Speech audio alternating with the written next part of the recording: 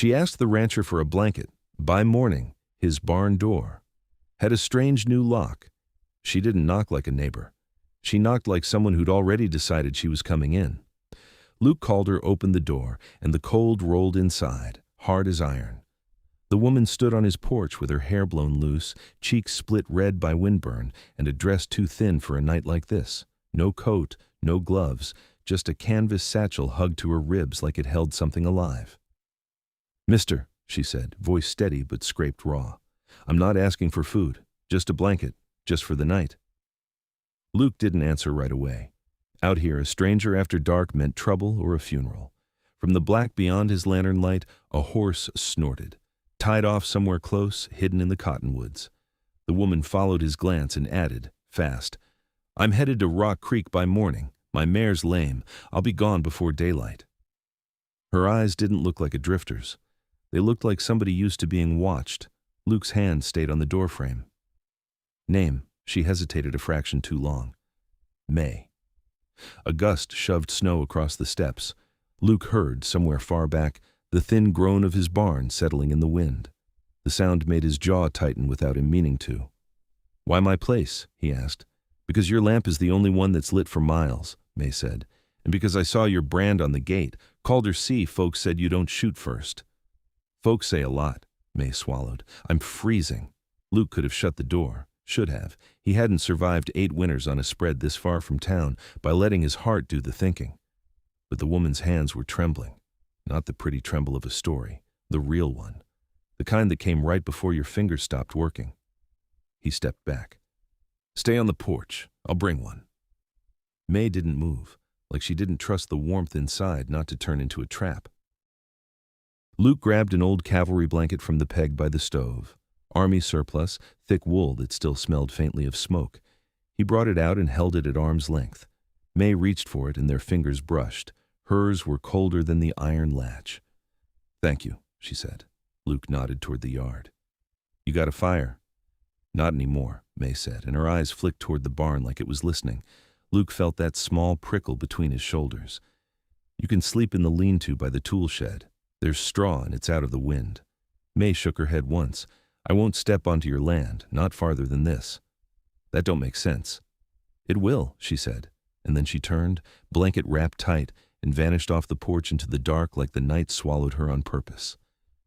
Luke stood there a moment longer than he liked, staring at the yard. The lantern light died a few feet past the steps.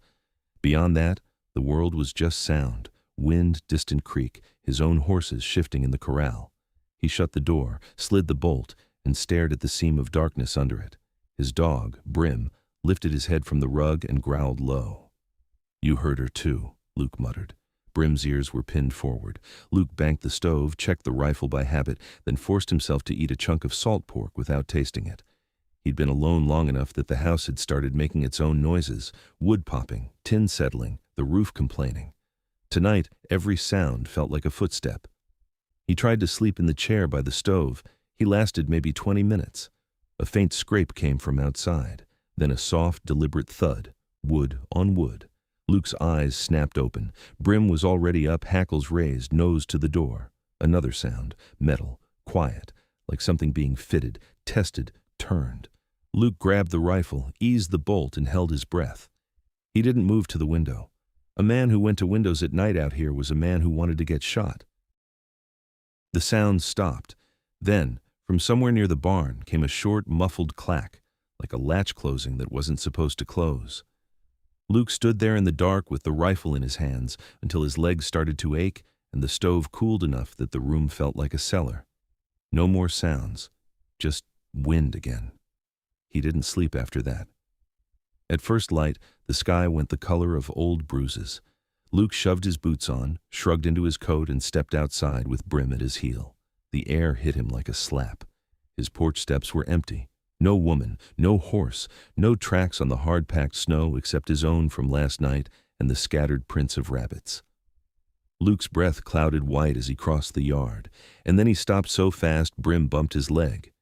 His barn doors, big double doors of rough pine held for years with the same iron hasp Luke's father had hammered in, were shut.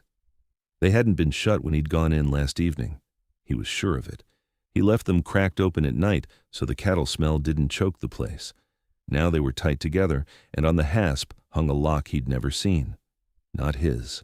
New iron, black and clean, thick as a man's wrist. And the shackle wasn't round like a store lock. It was squared, forged like it came off a smith's anvil for one purpose. Luke stepped closer.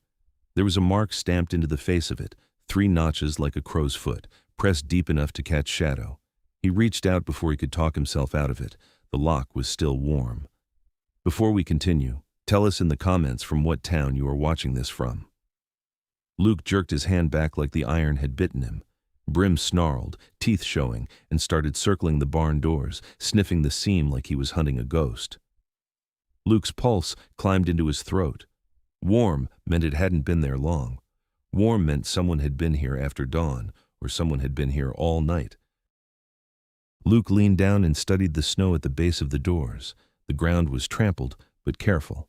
Boots that knew how to step where the frozen dirt wouldn't hold an imprint. Whoever did this wasn't a drunk kid playing pranks. He put his ear to the wood. No movement inside, no shuffling, no panicked breathing. Just the faint creak of a beam settling. Easy, he whispered, not sure if he meant Brim or himself. He tried the doors anyway, pushing his shoulder into them. They didn't give. The lock held like it belonged there. Luke straightened, slow, and looked across the yard. His tool shed, his corral, the cut bank near the creek. Nothing moved. The world looked ordinary in that ugly morning light, and that was what made his skin crawl. A lock wasn't just a lock. A lock was a message. Luke's mind ran through names the way it ran through fence posts when a horse spooked, fast and ugly. Bishop Harrow, up on the ridge with his flying H spread, hungry for water rights. The land office men in town who'd started sniffing around about unclaimed sections. Virgil Crane, 2 counties over, who bought debts and buried folks, or something worse, a gang marking targets, a marshal's crew claiming evidence, a religious outfit that believed barns were stores of sin and liked to seal them. But the strangest part wasn't the iron, it was that woman. May, no last name, no story that held, no fear in her eyes when she asked, just urgency and that quick glance at his barn like she knew exactly where to look. Luke walked back toward the house, forcing his boots to move normally. Panic made noise. Noise got you watched. Inside, he set the rifle on the table and pulled his coat off with hands that didn't quite want to be steady. He poured coffee that tasted like ash and stood at the window, watching the barn like it might walk away. Brim paced. Luke's gaze slid to the blanket peg. The cavalry blanket was gone. He'd watched her take it. That was fine. But if she'd left, why didn't he see tracks? Why didn't Brim chase? Why didn't Luke hear the gate? He pushed the coffee aside and went to the corner where he kept his tools, grabbed a pry bar, a hammer, and the cold chisel he used for stubborn nails. If the lock was meant to keep him out, he could break it. But as he stepped to the door, Brim barked once, sharp, warning. Luke froze. From the porch came a sound like leather shifting and a boot scuffing wood, not wind. Someone was standing right outside his door. Luke didn't move, didn't breathe. He kept the hammer down by his thigh, and his eyes went to the slit between curtain and window. A shadow crossed the glass, slow, deliberate. Then a voice, low enough to feel like it belonged to the wood itself. "Mr. Calder," it said, "you got something in your barn that ain't yours anymore." Luke's blood went cold. He hadn't told anyone his name last night. He slid his hand toward the rifle on the table. The voice outside continued, calm as Sunday. "Open up. Don't make this loud. Don't make it ugly." Luke's fingers closed around the rifle stock, and the barn door, out in the yard, gave a heavy, muffled thump from the inside, like something alive had just hit it hard. Luke brought the rifle up but didn't shoulder it. He kept the barrel low, pointed at the floorboards, and stepped close enough to the door that he could speak through the wood without giving a target. "Who is it?" he called. Silence. Then the same calm voice. "You know who it is if you're smart." Another thump from the barn, heavier, followed by a scrape like something dragged across planks. Brim threw himself at the door, barking savage and hoarse. Luke fought the urge to rush outside. That was how men got led away from cover.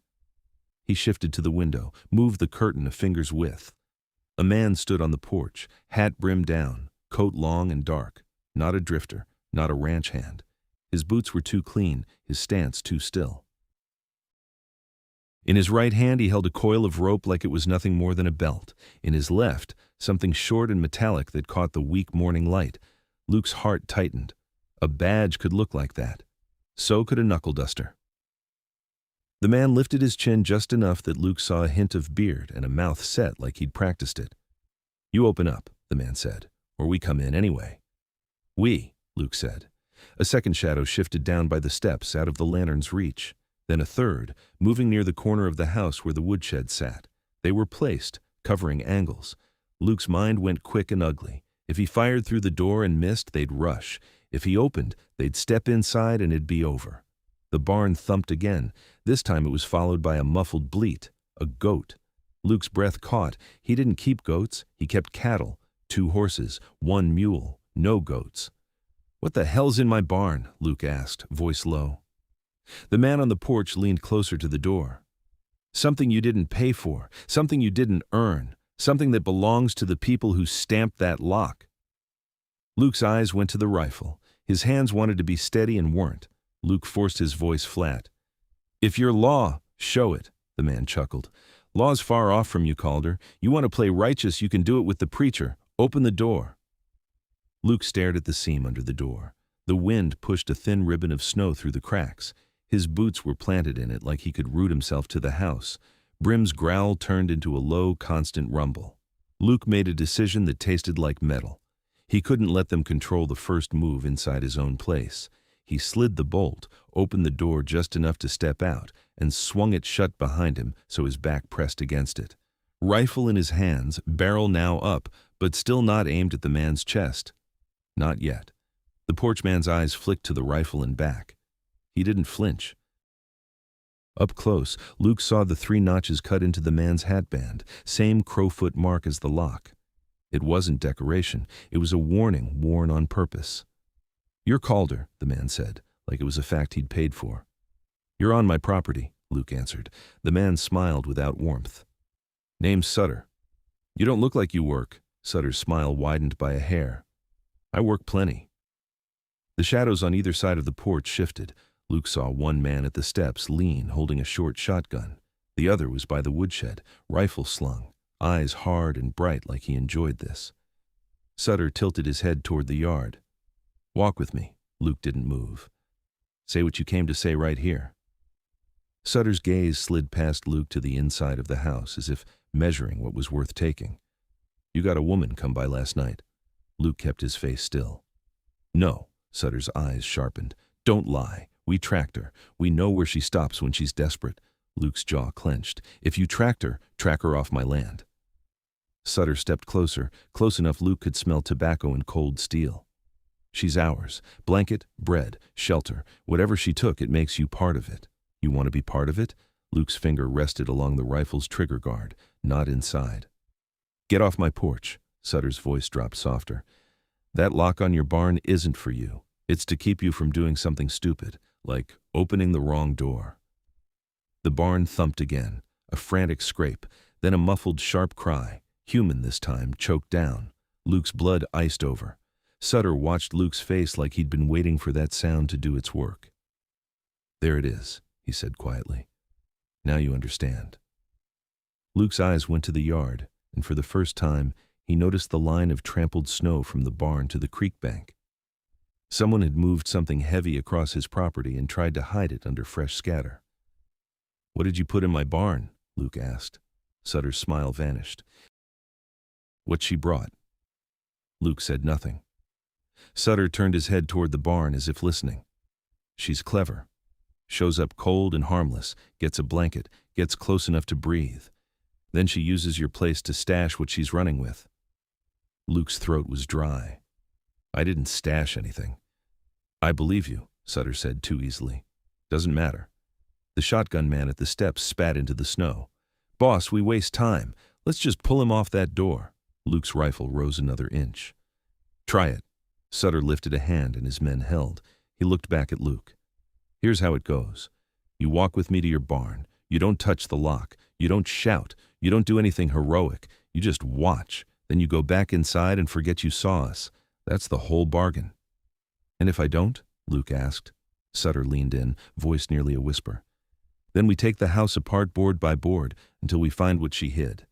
And if the thing in your barn makes a noise again, we'll quiet it. You won't like how." Luke's stomach twisted. He stared at Sutter's left hand. The metal object was a compact set of iron jaws, an adjustable cuff, not unlike a trap clamp without teeth, not law, not ranch work, a tool for holding something that wanted to get away. Brim pressed against Luke's leg, trembling with anger. Luke swallowed and forced himself to step off the porch, keeping the rifle angled between Sutter and the others. "You walk ahead," Luke said. "You keep your men where I can see them." Sutter nodded like he'd expected it. "Of course." They moved across the yard in a tight triangle, Sutter in front, shotgun man to the left, the other to the right by the shed line. Luke kept pace, back stiff, eyes darting. The barn loomed larger with every step. The lock sat there like a bruise on the hasp, black and clean and wrong. Up close, Luke could see the staple had been replaced too. Fresh iron driven through old wood. Whoever did this didn't just slap on a lock. They rebuilt the door to accept it. Sutter ran a gloved finger over the crowfoot stamp on the lock, almost affectionate. "She likes to use other people's doors," he said. Luke's gaze tracked the seams between planks. He saw new nail heads on the lower boards, bright against weathered pine.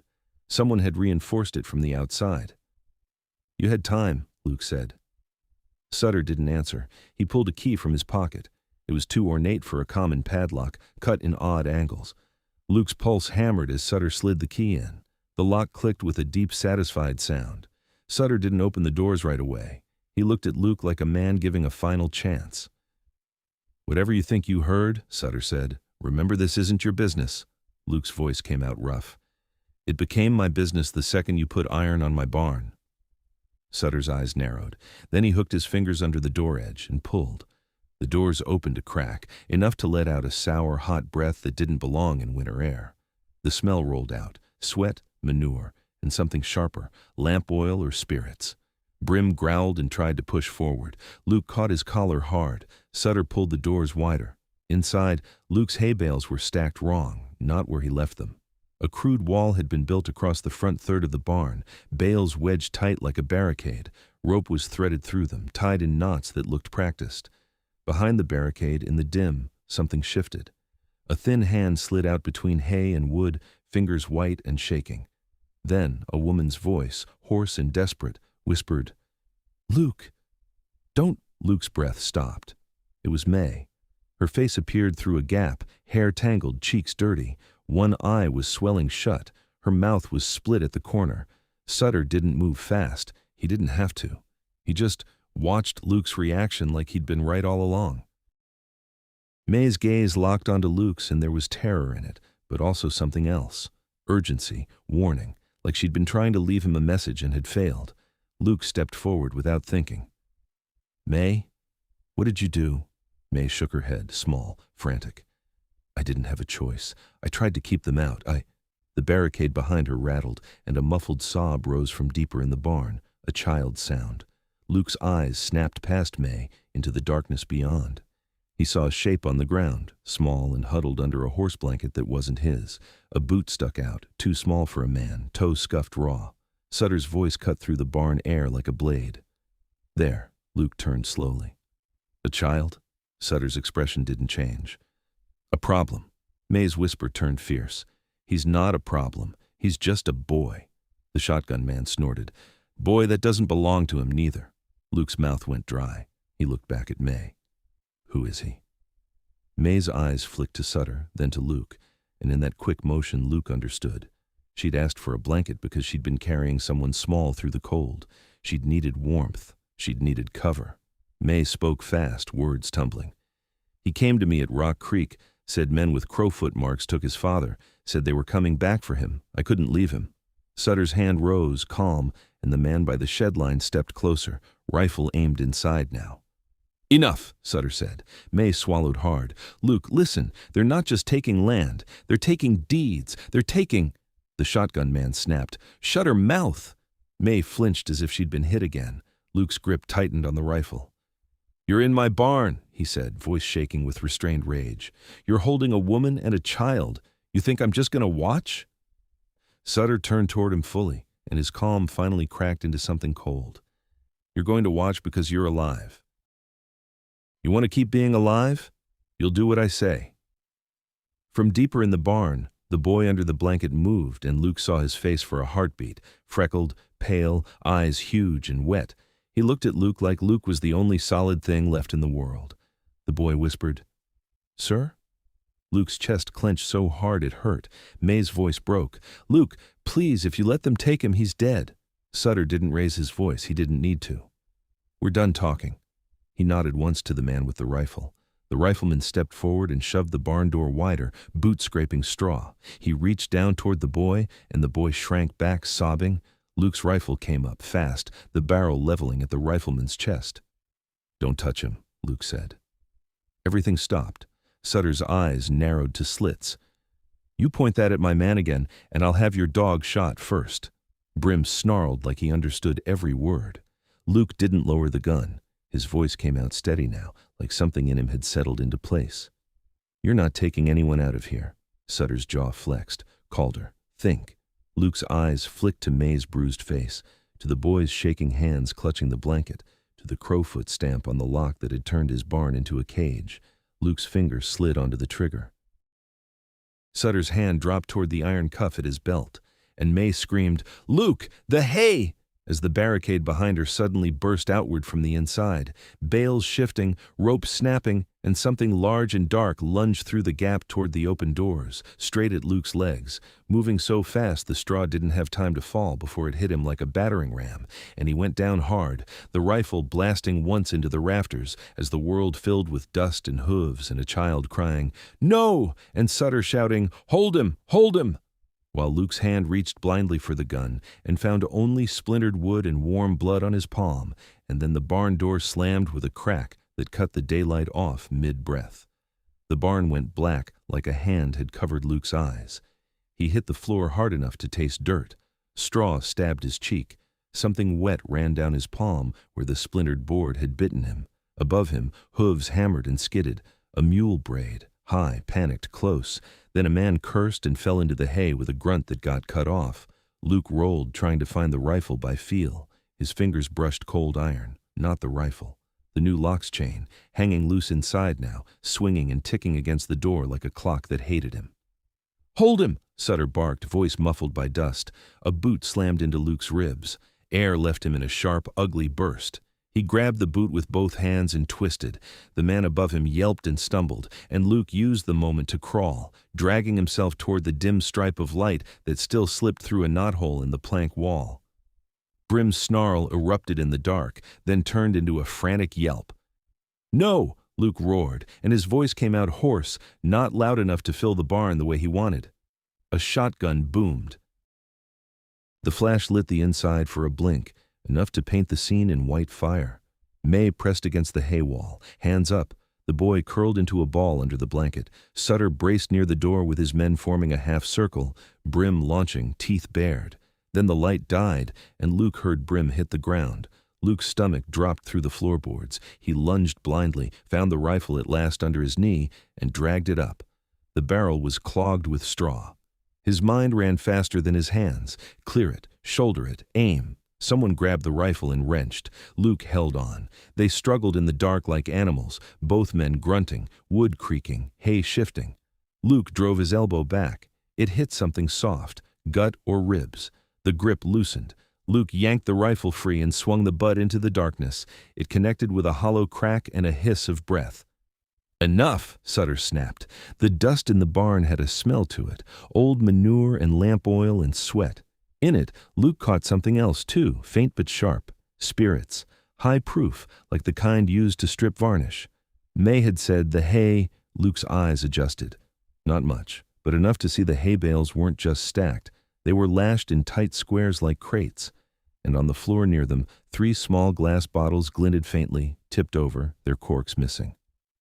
May had done something to that barricade, not to keep men out, to make it burn. A man moved in the dark, closing on Luke's left. Luke fired without thinking. The shot roared inside the barn, deafening. Wood splintered. The man screamed, not hit by the bullet but by flying shards that cut his face. "You idiot!" someone yelled. Luke pivoted back to his stall post. His chest hurt where the boot had landed. Each breath scraped. He forced his voice out, steady through pain. "Back up, all of you." Sutter's tone came from somewhere near the door, calm again, like he'd pulled his composure back on.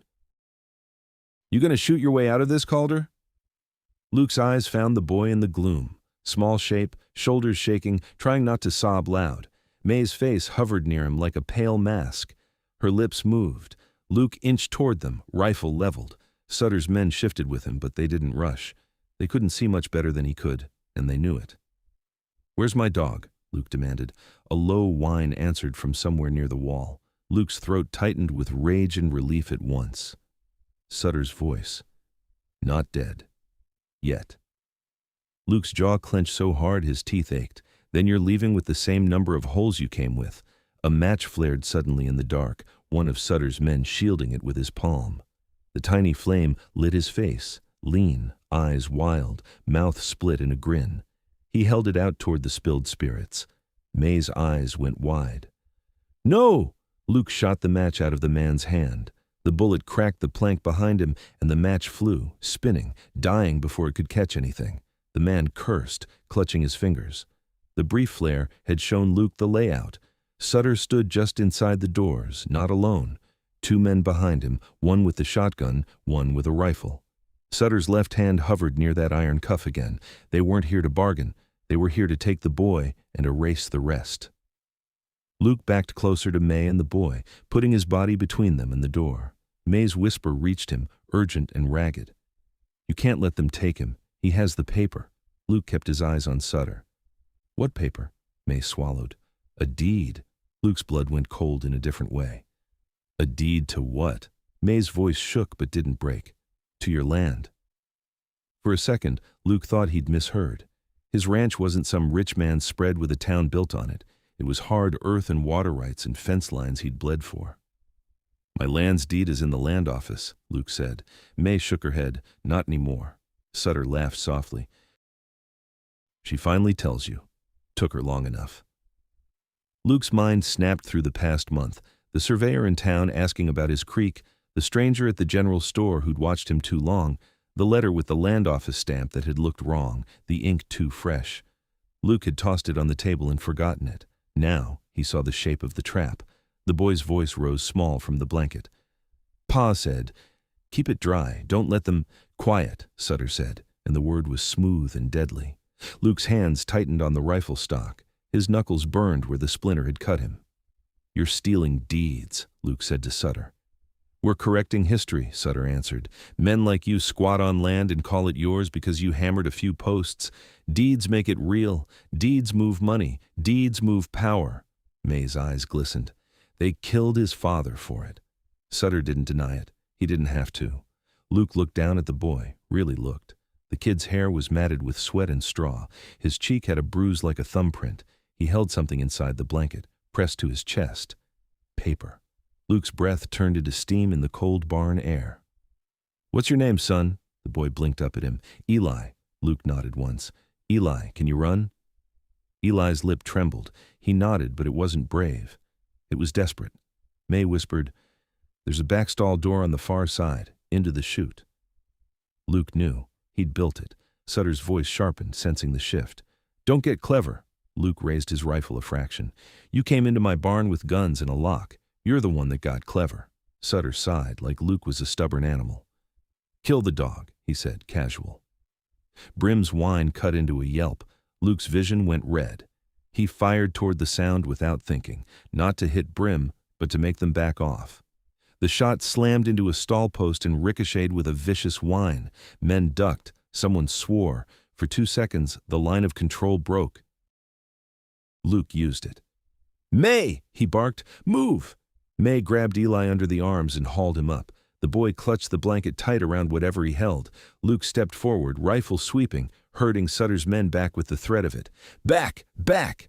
The shotgun man raised his weapon. Luke fired, low, into the dirt near the man's feet. Straw exploded. The shotgun man flinched and stumbled, boots slipping. May dragged Eli toward the back stalls, half carrying him over the uneven boards. Luke followed, keeping himself between them and the muzzle ends behind. Sutter's voice cracked like a whip. "Stop them!"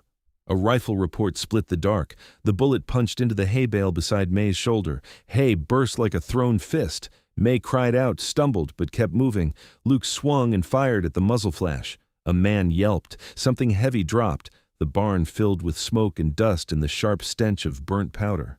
Luke heard Brim scrambling, nails on wood, trying to stand. May reached the back stall door. She fumbled at the latch.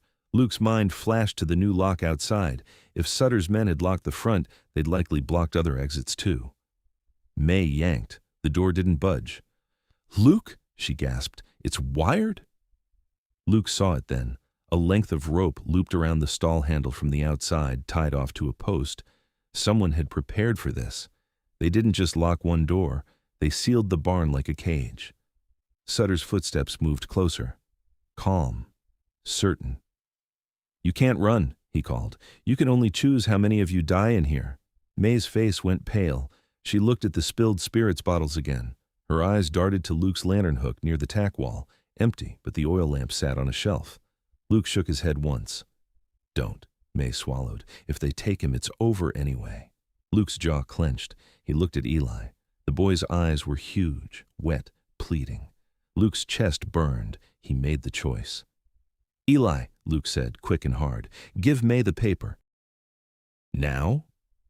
Eli hesitated like the paper was his father's last breath. Then he pulled a folded oilcloth-wrapped packet from under the blanket and shoved it at May. May tucked it inside her dress against her ribs. Sutter's shadow loomed through the smoke. "There it is." Luke's grip tightened. "You take one more step and I swear." Sutter's hand flicked, and the rifleman to his right fired, not at Luke's chest, but at Luke's thigh. Pain detonated, white-hot. Luke's leg buckled. He caught himself on the stall wall, teeth clenched, breath stolen. May screamed his name. Luke forced himself upright, using the rifle as a crutch. Blood ran warm into his boot. Sutter's voice was close now. "That's enough hero work for one morning." Luke's vision blurred at the edges, not from fear, but from shock. He aimed anyway, barrel wavering. May's hands shook as she grabbed the lamp. Luke croaked, "May, no fire!" May's face hardened. "Then open the door." Luke looked at the wired stall exit. He couldn't. Sutter stepped in, boots crunching straw, eyes on May's chest where the paper was hidden. "Hand it over," he said, almost gentle. May lifted the lamp. Her thumb hovered over the striker. Luke realized in a flash what she was about to do, not to burn the barn, but to make them flinch long enough. A threat, a bluff, unless the spirits had soaked too far. Sutter's gaze flicked to the lamp, and for the first time his calm slipped. "Don't," he snapped. May struck. The flame caught in the lamp's wick, a small orange tongue in the dark. For half a heartbeat, everyone froze. Then the barn inhaled. The spilled spirits on the floor flashed, a thin sheet of fire racing like it had been waiting. It ran under the hay bales, up their edges, and the whole barricade turned into a wall of sudden light. Heat slapped Luke's face. Men shouted. Someone fired blindly. May grabbed Eli and shoved him behind Luke into the narrow chute between stalls. "Go!" she screamed. Luke, half limping, half falling, dragged himself into the chute after them, rifle scraping wood. The fire roared behind, eating rope, licking beams. Smoke rolled thick. Sutter's voice came through it, furious now. "Get the boy! Get him!" A hand reached into the chute and grabbed May's ankle. May screamed and kicked, heels striking flesh. The grip tightened. Luke swung the rifle butt down and felt it crunch against bone. The hand released. They moved, choking, through the chute toward the small side hatch that opened into the loading pen. Luke hit the hatch with his shoulder. It held, then gave with a crack, cold air rushing in like salvation. May shoved Eli through first. Luke followed, blood slicking the boards beneath him. They tumbled out into the pen behind the barn, snow blinding after smoke. The sky had turned brighter, cruelly clear. Luke looked back. Fire spilled through the cracks of the barn like molten light, and above the roar, over the snapping beams, he heard the unmistakable clack of that strange new lock being slammed shut again. From the outside, sealing Sutter's men in with the fire or sealing Luke out with May and the boy, and Luke couldn't tell which until he saw, through the smoke-hazed doorway, Sutter's silhouette step into view, not trapped, not panicked, watching them from the safe side of the flames as if he'd planned every second of it. And then he lifted his hand and showed Luke the key, dangling, and smiled. Sutter's smile lasted 1 second. Then the world snapped back into motion, heat roaring behind him, smoke pumping out through the barn seams, men inside shouting in panic. Sutter wasn't trapped. He'd positioned himself just off the main doors where the wind wouldn't shove flame at him. His coat didn't even smoke. Luke's leg tried to fold again. He braced on the pen rail, blood dark against the snow. May had Eli tucked tight under her arm, the boy shivering so hard his teeth clicked. The oilcloth packet pressed a hard lump under May's dress. Sutter lifted the key and let it swing. "You see," he called over the crackle, "I don't leave things to chance." Luke spat, half blood, half phlegm. "You were going to burn my barn either way." Sutter's eyes flicked to the flames crawling up the sideboards. "Not my barn." A beam inside popped like a gunshot. One of Sutter's men burst into view through a side crack, coughing, face blackened, and then vanished again, dragged back by someone desperate. The heat pulsed outward. May's voice came sharp and raw. "Luke, we have to move. Now." Luke's gaze stayed on Sutter. "Let them out," Luke said. "You lock them in there with fire. You're no better than—" Sutter cut him off. "No better than what?" His tone was almost curious. "Than a woman who steals? Than a man who squats? Than a boy carrying paper that isn't his?" Eli flinched at the word boy. May tightened her grip on him. "He's a child," Sutter's smile returned, thinner. "Children grow into problems." Luke shifted his weight, pain ripping up his thigh. He raised the rifle, but the barrel wavered. He could shoot Sutter. He could try. And then he saw it. 2 more riders beyond the corral coming fast along the creek line. Crowfoot marks on their hat bands. They'd been waiting out of sight, listening for the moment the barn caught. Sutter didn't look back. He didn't have to. He knew his people. "Run if you like," Sutter said, "but you'll bleed out in the snow before you make the cottonwoods." May's eyes darted to Luke's leg. She didn't argue. She just moved, quick, pulling Eli behind the loading pen and toward the narrow gap between the barn and the stacked cordwood. The smoke hid them for a heartbeat. Luke forced himself after them, dragging his wounded leg, boots slipping. Brim stumbled into view from the far stall area, limping hard, shoulder-soaked red, but still coming. His eyes were wild, fixed on Luke like the only command he understood was stay close. "Brim!" Luke rasped. The dog wheezed, then pressed against Luke's knee, steadying him. May shoved Eli through the gap first. "Keep low," she hissed. "Don't look back." Eli's small hands clutched the blanket tight. He didn't cry now. His fear had gone quiet, the way fear did when it got too big. Luke squeezed through last rifle-scraping bark, and they dropped into the shallow ditch that ran behind the woodpile. The ditch led toward the chicken shed, and then out to the orchard line. Old apple trees Luke's mother had planted before she died. They crawled, then half ran. Luke didn't run so much as he lurched forward on raw will. Every step drove a spike of heat through his thigh. He could feel blood pumping out with each heartbeat. Behind them, Sutter called, not loud, not panicked. A command spoken like he was ordering coffee. "Take the boy. Leave the rancher if he drops." Hooves hammered closer. May looked over her shoulder once, and her face went flat with calculation. She stopped at the chicken shed, shoved Eli into the shadow behind it, and yanked the oilcloth packet out from her dress. Luke caught her wrist. "What are you doing?" May's eyes met his. "Fixing what I broke." "You don't hand it to him," Luke said, voice low and vicious.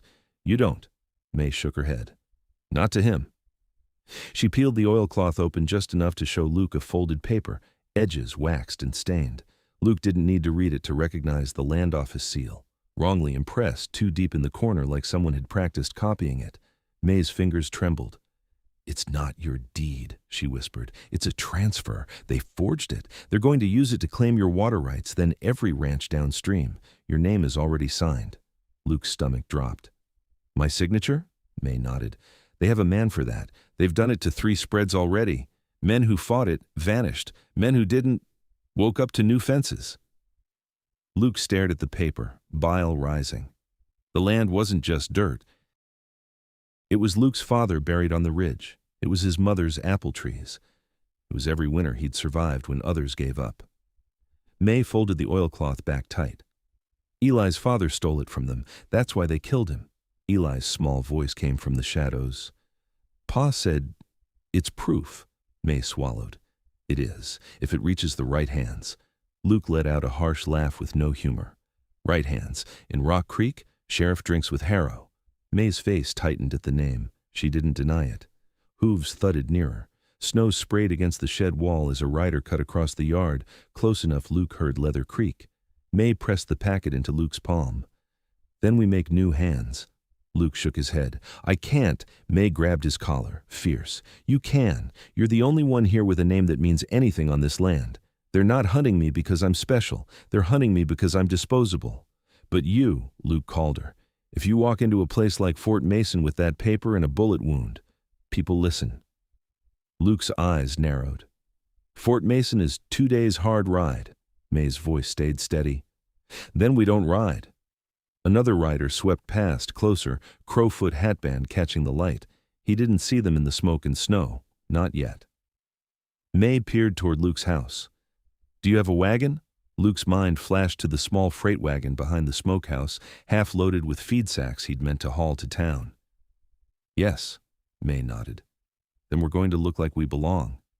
Luke stared at her. "With riders on our heels?" May's jaw set.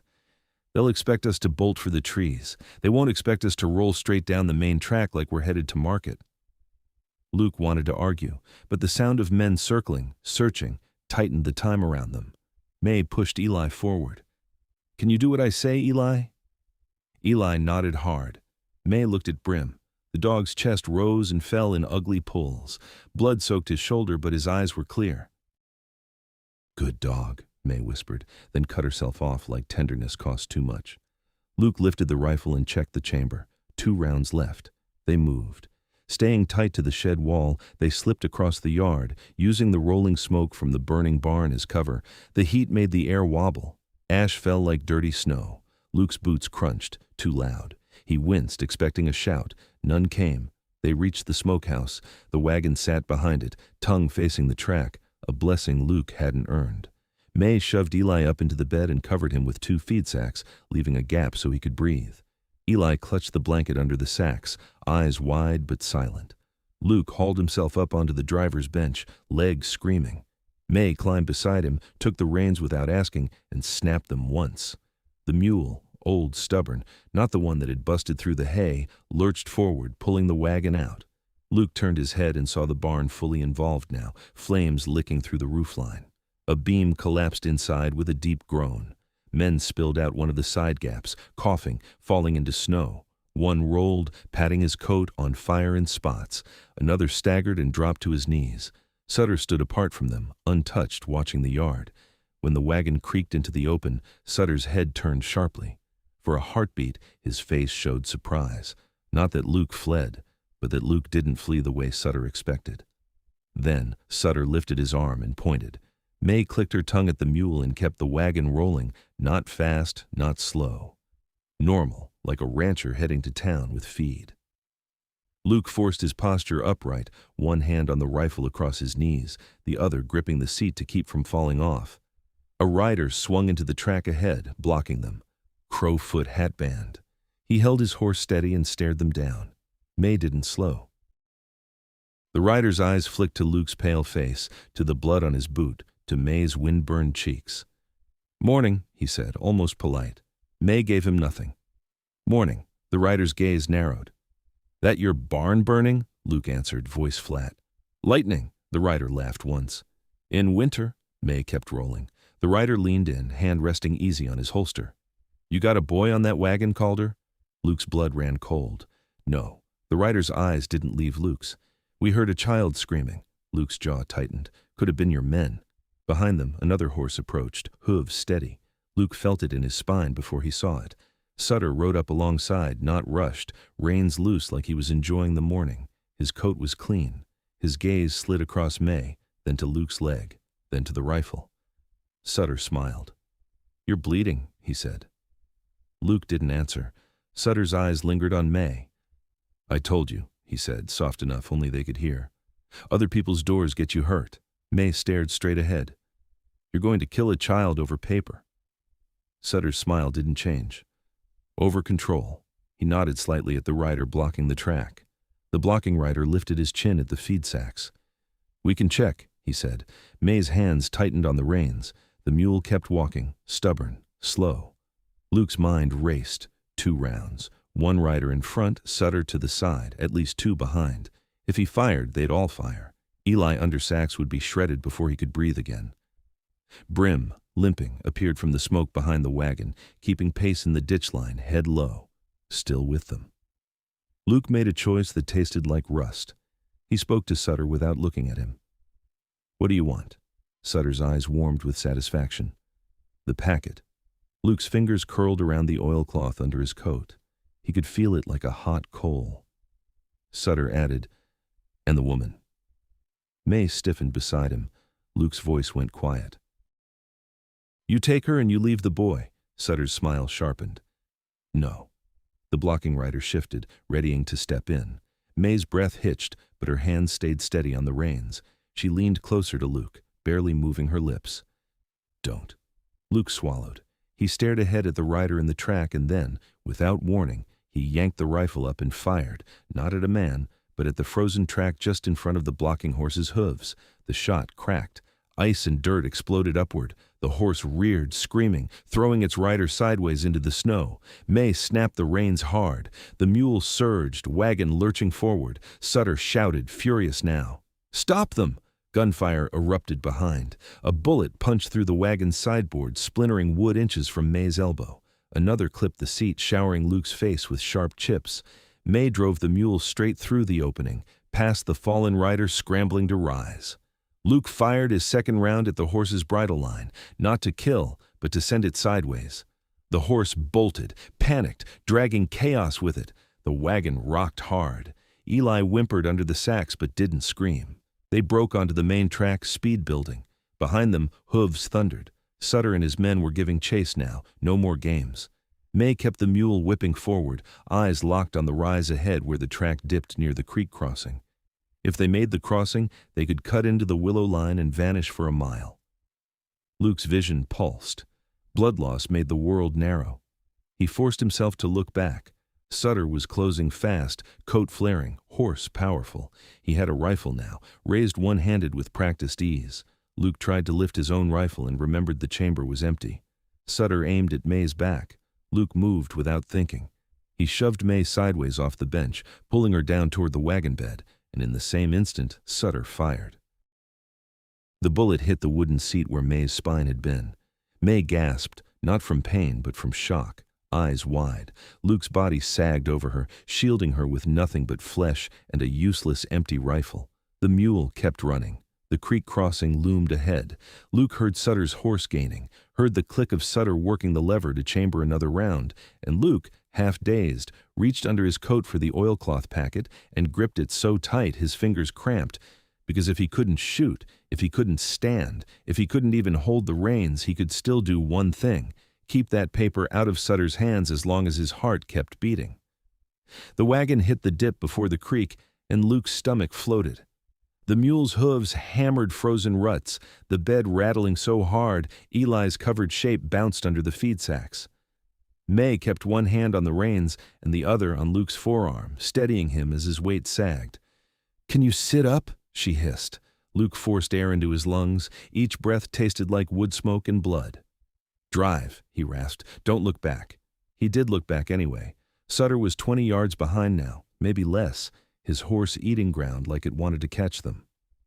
Another rider flanked him, closer to the ditch line, working to angle them away from the willows ahead. The rider who'd fallen was gone from view, either remounted or left behind. Sutter didn't care which. He was coming. Luke's fingers clamped around the oilcloth packet under his coat. The paper inside felt heavier than it should, like it carried more than ink. May's eyes flicked to his hand. "If you die with it," she said, "it dies too." Luke swallowed hard. "Then I won't die." The creek crossing came up fast. Ice glazed over shallow water, a thin crust with dark seams where it had cracked and refrozen. Luke knew this ford. He'd dragged calves across it in spring floods. In winter, it could hold. or it could swallow a mule whole. May didn't hesitate. She snapped the reins and sent the mule straight onto the ice. The first hoof struck and the crust held. The second struck and spider-webbed cracks shot out. The wagon lurched. The mule snorted, ears pinned back, and kept going because it was too stubborn to do anything else. Luke heard, behind them, Sutter shout something, then a rifle report. The shot slapped the ice near the wagon wheel. A chunk exploded upward, water spraying. The mule brayed and surged, terrified now, slipping but pushing, muscles bunched and shaking. "Hold," May whispered like she was praying to the mule. The ice groaned. Luke's mind went cold and clear for one instant. If the wagon broke through, they'd drown pinned under sacks and boards. If they stopped, they'd get shot. Eli's small voice came from under the sacks, thin and shaking. "Ma'am, quiet," May said, not cruel, just urgent. "Breathe." A second shot cracked. This one hit the wagon's rear plank, punching a neat hole through the wood. The impact jolted the bed. Eli cried out despite himself. Sutter was firing to herd them, aiming at ice and boards, not heads. He wanted them alive, alive enough to hand over the packet. Luke's empty rifle lay across his knees like a bad joke. He fumbled at his belt with numb fingers, found his father's old knife, and yanked it free. May glanced at him. "What are you doing?" Luke didn't answer. He leaned back into the wagon bed, tore at the feed sacks, and found the small bundle of kindling he always carried for cold starts, dry cedar and a twist of burlap. Under it, a tin of kerosene-soaked rags he used for stubborn stove fires. May stared. "No," Luke's voice came out raw. "We don't have bullets." May's face hardened. "We have speed." "Not enough," Luke said. He shoved the tin toward her. "When I say, tip it out, don't light it, just tip it." May looked at him like he'd gone mad. Then she looked back at Sutter closing, saw the angle of his horse, saw the flanking rider tightening the trap. May nodded once. "Tell me." Luke leaned over the wagon side and whistled sharp. Brim, limping hard in the ditch line, flicked his head up, ears flattening, still running because his heart didn't know how to quit. Luke pointed just once toward the willows ahead where the bank rose and the ground turned soft with reeds. "Go," Luke breathed. Brim veered, disappearing into the reeds. May's voice went low. "If he dies," Luke didn't let her finish. The mule's hooves struck land. The wagon bounced off the ice onto packed snow, wheels skidding. May hauled the reins left, aiming for the willow line. The flanking rider surged forward, trying to cut them off before they reached cover. His horse slid on the icy bank edge, recovered, and lunged again. Luke's eyes tracked him. No rifle, no bullets, just the knife in his hand and a tin of kerosene. The wagon hit a rut, and May nearly lost the reins. Luke grabbed them with his free hand and held steady. His wounded leg screamed. His vision tunneled. Behind them, Sutter chambered another round. Luke heard the metallic click clear as church bells. "Now!" Luke shouted. May yanked the tin open and dumped it. Kerosene-soaked rags and oily liquid splattered onto the track behind the wagon, leaving a dark, wet ribbon across snow and dirt. The mule's hooves kicked it into a mist. Sutter's horse hit the slick patch and skated for half a stride, legs scrambling. Sutter swore, pulling hard on the reins to keep from going down. He didn't fall, but he lost 2 seconds. 2 seconds was everything. May drove them into the willows. Branches whipped their faces. The wagon bed scraped bark. Eli yelped under the sacks as a limb snapped across the top rail. Luke ducked low. The willow line was tight, a twisting corridor only someone who knew the cut could thread with a wagon. Luke had hauled timber through here once, years ago. May didn't know it, she was guessing. "Left," Luke rasped. "Left, hard." May jerked the reins. The wagon's right wheel climbed a root and dropped with a jolt that nearly threw Luke off. His blood-slick boot slipped. He caught the seat by sheer luck. Behind them, hooves crashed into the willows. Branches snapped. Men cursed. Sutter wasn't far. The corridor opened onto a narrow strip of flat ground along the creek, too narrow for a wagon to turn fast. Ahead, the line ended at an old beaver dam and a steep bank. May saw it, and her face went tight. Dead end! Luke's mind ran, fast, ugly, then latched on a memory. A cattle cut. A hidden gap in the bank where spring runoff had eaten through, just wide enough for a man, not a wagon. He looked at May. "Stop at the bank, then you and Eli go on foot." May stared at him. "And you?" Luke's voice was flat. I slow them. May's jaw clenched. No. Luke grabbed her wrist with bloody fingers. May, listen to me. She looked at his leg, at the way his skin had gone gray, and for the first time her eyes showed fear not for herself, but for him. Luke shoved the oilcloth packet at her. Take it. Don't argue. May's breath hitched. Luke, take it. She took it. The wagon rattled to the bank. May yanked the mule to a stop and jumped down, hauling Eli out from under the sacks. The boy's hair was soaked with sweat. His hands shook. He clutched the blanket and looked at Luke like Luke was a story he didn't want to end. Go, Luke said. Eli didn't move. May crouched, grabbed his shoulders. Eli, run. Eli's eyes filled, but he nodded and turned, scrambling toward the narrow gap in the bank Luke had pointed out, the one hidden behind tangled roots. May started after him, then stopped and looked back at Luke. Luke was already climbing down, knife in one hand, empty rifle in the other like it still meant something. May's voice broke once, just once. You don't even know me. Luke met her eyes. I know what you're carrying.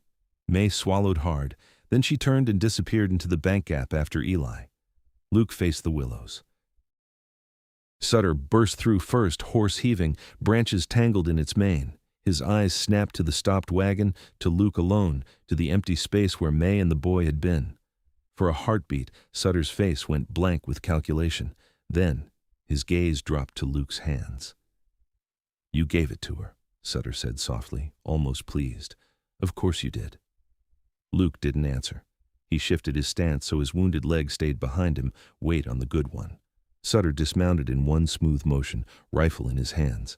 His men followed, spreading out, boots crunching snow. Sutter lifted the rifle. Where'd they go? Luke smiled, and it hurt. If you don't know, you ain't as smart as you think. Sutter's eyes narrowed. Luke flicked his knife open and held it low. Sutter sighed like Luke was wasting time. He nodded to one of his men. Find the gap. Follow them. The man moved toward the bank. Luke lunged, not at Sutter, but at the man heading for May and Eli. He drove his shoulder into him, sending both of them into the snow. The man grunted, scrambling for his gun. Luke slammed the rifle butt down on the man's wrist. Bone cracked. The gun went flying. Sutter's rifle came up. A blur shot out of the reeds like a thrown shadow. Brim. The dog hit Sutter's horse first, teeth sinking into its flank. The horse screamed and reared, nearly crushing one of the men. Chaos erupted, shouts, hooves, branches snapping. Sutter spun, furious. Shoot that damn! Brim twisted away, limping, blood spraying, and slammed into Sutter's leg, dragging him off balance for half a step. Luke took that half step. He drove forward, grabbed Sutter's rifle barrel with both hands, and shoved it up as it fired. The shot tore through willow branches overhead, shredding leaves and bark into a green-brown rain. Luke headbutted Sutter with all the strength he had left. Pain exploded behind his eyes. Sutter staggered, surprised more than hurt. Luke tried to follow with the knife, but a rifle butt crashed into the back of Luke's skull. The world tilted. Snow rose up slow and soft like a pillow. Luke hit the ground face first. Cold flooded his mouth. His hands went slack. Above him, voices blurred. Sutter's boot stepped into his field of view. Close enough Luke saw the crowfoot notches on the leather. Sutter crouched, grabbed Luke's hair, and yanked his head up. Luke's vision swam. He tasted blood and snow. Sutter spoke very quietly, so only Luke could hear. You just bought yourself a longer death. Luke tried to spit. It came out as a cough. Sutter's eyes were flat. You think you're saving a boy. You're not. You're just teaching him what happens when you trust a rancher with a soft spot. Luke's eyelids drooped. He fought to keep them open. Sutter leaned closer. By sundown, he whispered, I'll have that paper, and you'll watch. Then he stood, and Luke felt hands grab him, rough, practiced, dragging him toward the wagon, toward the smoke, toward whatever Sutter had planned next, while the creek roared nearby. And somewhere in the bank gap, May's footsteps faded into the distance with the only proof Luke had left. Luke came to with his face pressed against cold wood and the taste of old oats in his mouth. He blinked, and the world sharpened in pieces, the underside of his own wagon bed above him, a slat of daylight between boards, the slow rocking of motion, the wet throb in his thigh like a heartbeat outside his body. His hands were tied behind his back with rope that bit deep. Every bump dragged the knot tighter. He tried to shift, and a hot spike shot through his leg. Someone had wrapped his wound, but sloppy, like they only wanted him to last, not heal. A mule brayed ahead. Leather creaked. Men talked in low voices that floated back through the wagon's boards. "Said she went into the cut," one voice. "Then she'll come out," another answered. Sutter. Luke swallowed and forced his head up until his cheeks scraped splinters.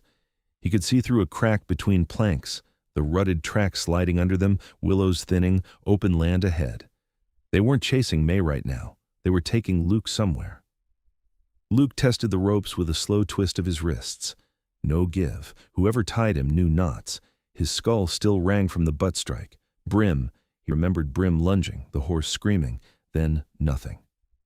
"Brim," Luke breathed, and his voice came out as a dry rasp. A shadow moved along the wagon's side. A low whine answered. Close. Luke's throat tightened. Through a wider gap he caught a glimpse of his dog trotting beside the wagon, limping hard, shoulder wrapped in a dirty strip of cloth, tongue hanging, alive. Barely. Sutter's men hadn't killed him. Not yet. The wagon slowed. Luke felt it in his stomach before he heard the change in sound. The crunch of snow became a softer grind, packed dirt. The air warmed a degree. Smoke smell faded, replaced by damp earth and manure. They were approaching a place with stock, a corral, a barn, not his. The wagon stopped with a jolt that made Luke's tied hands burn.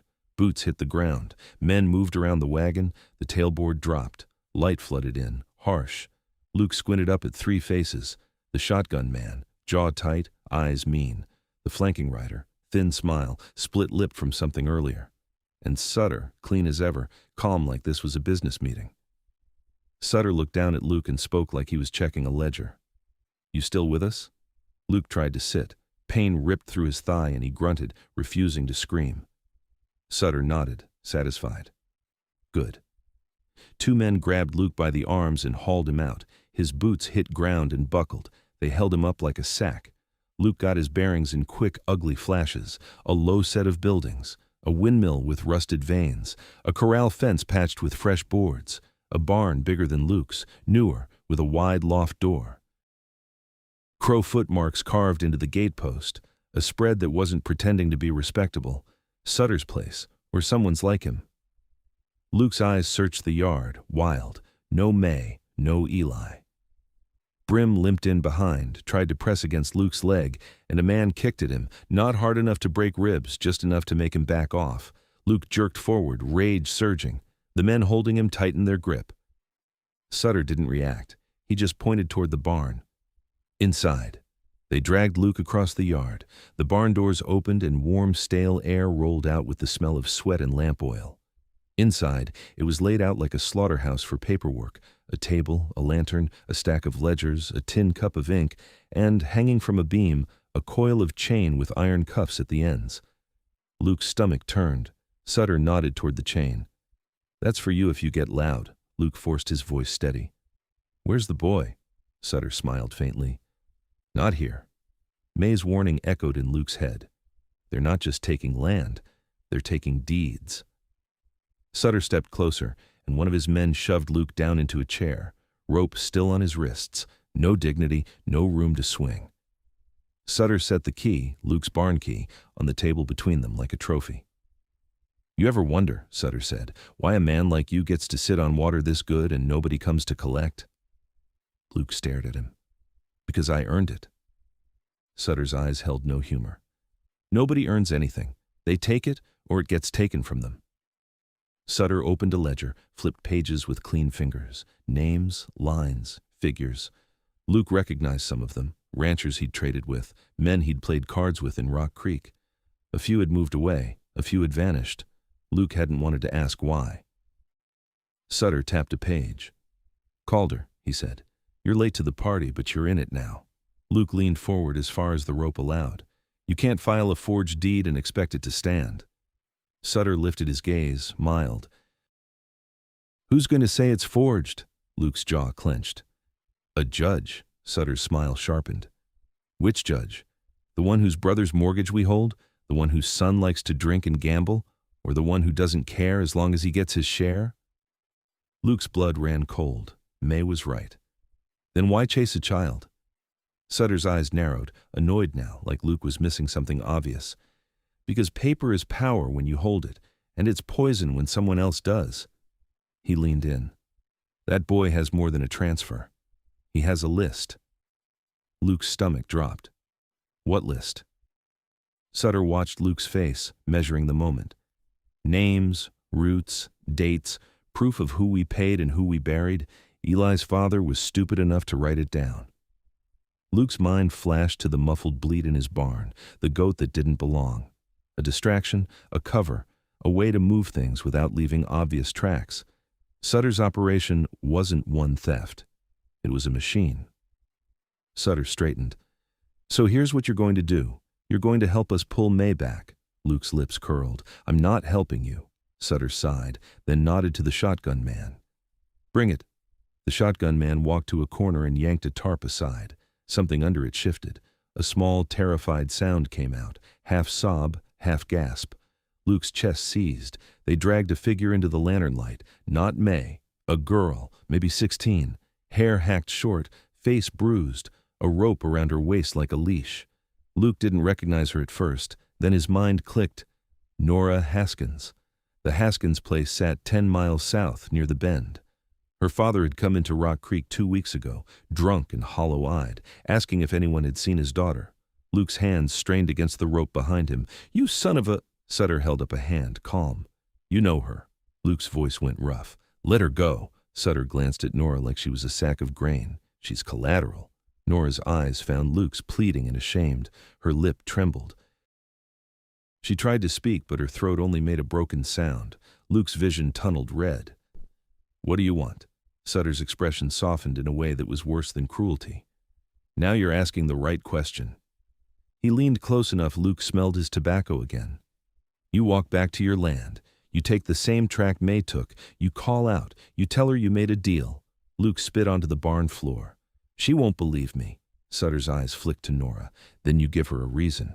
The shotgun man shoved Nora forward. She stumbled and nearly fell. The rope around her waist tightened, biting into her dress. Sutter continued, voice quiet, precise. You tell May you're alive. You tell her the boy can be safe if she brings the packet back. You tell her you'll meet at dusk at the cottonwoods by the old line shack. Luke stared at him. And if I don't? Sutter's tone didn't change. Then Nora doesn't see sunrise. Nora made a small sound, like a wounded animal. Luke's jaw clenched so hard it hurt. You're hunting a woman and a child. You need me to do it because you can't find them. Sutter's eyes tightened. May knows this country better than she's letting on. She'll move like smoke. But you? He tapped Luke's chest once with a finger. You're home. You're the sound she'll trust. You're the door she walked through. Luke's stomach twisted with hate. Sutter was right about one thing. May had used Luke's place because it was a lamp in the dark, and now that lamp was a lure. Sutter straightened and nodded. Untie him. The men yanked Luke's wrists forward and cut the rope. Blood rushed back into his hands in painful pins and needles. Luke flexed his fingers, fighting the urge to swing. He couldn't win here, not with Nora in chains and Brim limping in the doorway, ready to die trying to follow. Sutter slid something across the table. Luke looked down. It was his cavalry blanket, folded neat. On top of it, his own hunting knife. And beneath the knife, a small strip of paper, torn from a ledger, with a single crowfoot stamp pressed in ink. Sutter watched Luke's eyes. That mark means you're under our protection, he said. It also means every man you meet will know what you are. Luke's voice was low. And what am I? Sutter smiled. Useful. He gestured toward the barn doors. Go on, bring her back. Luke stood, legs shaking, pain dragging his balance down. He took the blanket and the knife because refusing them would be pride, and pride wouldn't save Nora or Eli. As he limped toward the door, Nora's eyes followed him, wet and terrified. Luke stopped long enough to meet her gaze. He didn't promise. Promises got people killed. He just nodded once, hard. Outside, cold air slapped him awake. Brim limped to his side immediately, pressing close. Sutter's voice followed Luke out into the yard, casual as a man calling after a hired hand. Dusk called her. Cottonwoods. If she's not there, I start cutting. Luke didn't turn around. He walked away with his blanket under one arm, his knife at his belt, his dog limping beside him, and Sutter's crowfoot mark burning invisible on his back like a brand, while somewhere in the wild cut of the creek, May and Eli were running with a packet that had become worth more than all the land in the county. Luke walked the long way back, not because it was safer, but because it bought him minutes to think. Brim stayed tight to his knee, limping, shoulder wrapped in dirty cloth that had already gone stiff. Every few steps the dog looked up like he was checking whether Luke was still there. Luke kept his hand low and brushed Brim's head once, quick, like a promise he didn't dare speak. The crowfoot mark on that torn strip of paper sat in Luke's pocket like a live coal. He didn't pull it out. He didn't need to. He could feel it anyway. He cut across the low pasture, following the fence line where the grass stuck up through snow like bristles. The wind had shifted and brought the smell of smoke again, his barn still burning somewhere behind him or the last of it smoldering. Each time the wind carried it, Luke's throat tightened. May and Eli would have kept low in the cut, then turned north where the creek braided and the willows thickened. If they were smart, they'd avoid the main track and avoid Rock Creek. But Sutter knew that too. Luke's leg was swelling under the wrap. He could feel the heat under the cloth, feel the pulse. It wasn't a clean wound. It was a message. Sutter could have killed him. Instead, he'd tagged him and sent him walking like bait with a knife and a blanket and a deadline. By the time Luke reached his own yard, the light had gone flatter, colder. The barn was a black skeleton, half collapsed, steam rising where snow melted on charred boards. The air tasted like wet ash. He didn't go near it. He went to his house, straight inside, and barred the door out of habit, even though habit didn't mean much anymore. He moved fast, as much as his leg allowed. He pulled the flour tin from the pantry shelf, dumped it into a sack, grabbed a can of beans, a strip of dried beef, matches, a coil of twine, his spare canteen. He stuffed it all into the canvas satchel he used for fence work. Then he paused at the rifle rack. His good rifle was gone. Sutter's men had taken it. Luke still had his old single shot behind the stove, cheap, battered, but it fired. He checked the chamber, empty. He reached into the tin where he kept cartridges and found 3 that fit. 3. He slid them into his pocket like they were gold. Brim watched him, head low, tail stiff. Luke knelt, wincing, and leaned close to the dog's ear. "If you hear anything that ain't me," he whispered, "you don't bark, you bite." Brim's eyes blinked slow, then his lips pulled back, showing teeth without a sound. Luke limped to the back room and opened the floorboard where he kept his papers, his father's brand registration. A church certificate, a faded letter from his mother. He shoved them into a cloth wrap, not because he thought paper could save him, but because if he didn't take them, Sutter would burn them just to prove he could. He stood, breathing hard. The pain in his thigh was a steady, ugly drum. "Dusk," Sutter had said. "Cottonwoods by the old line shack."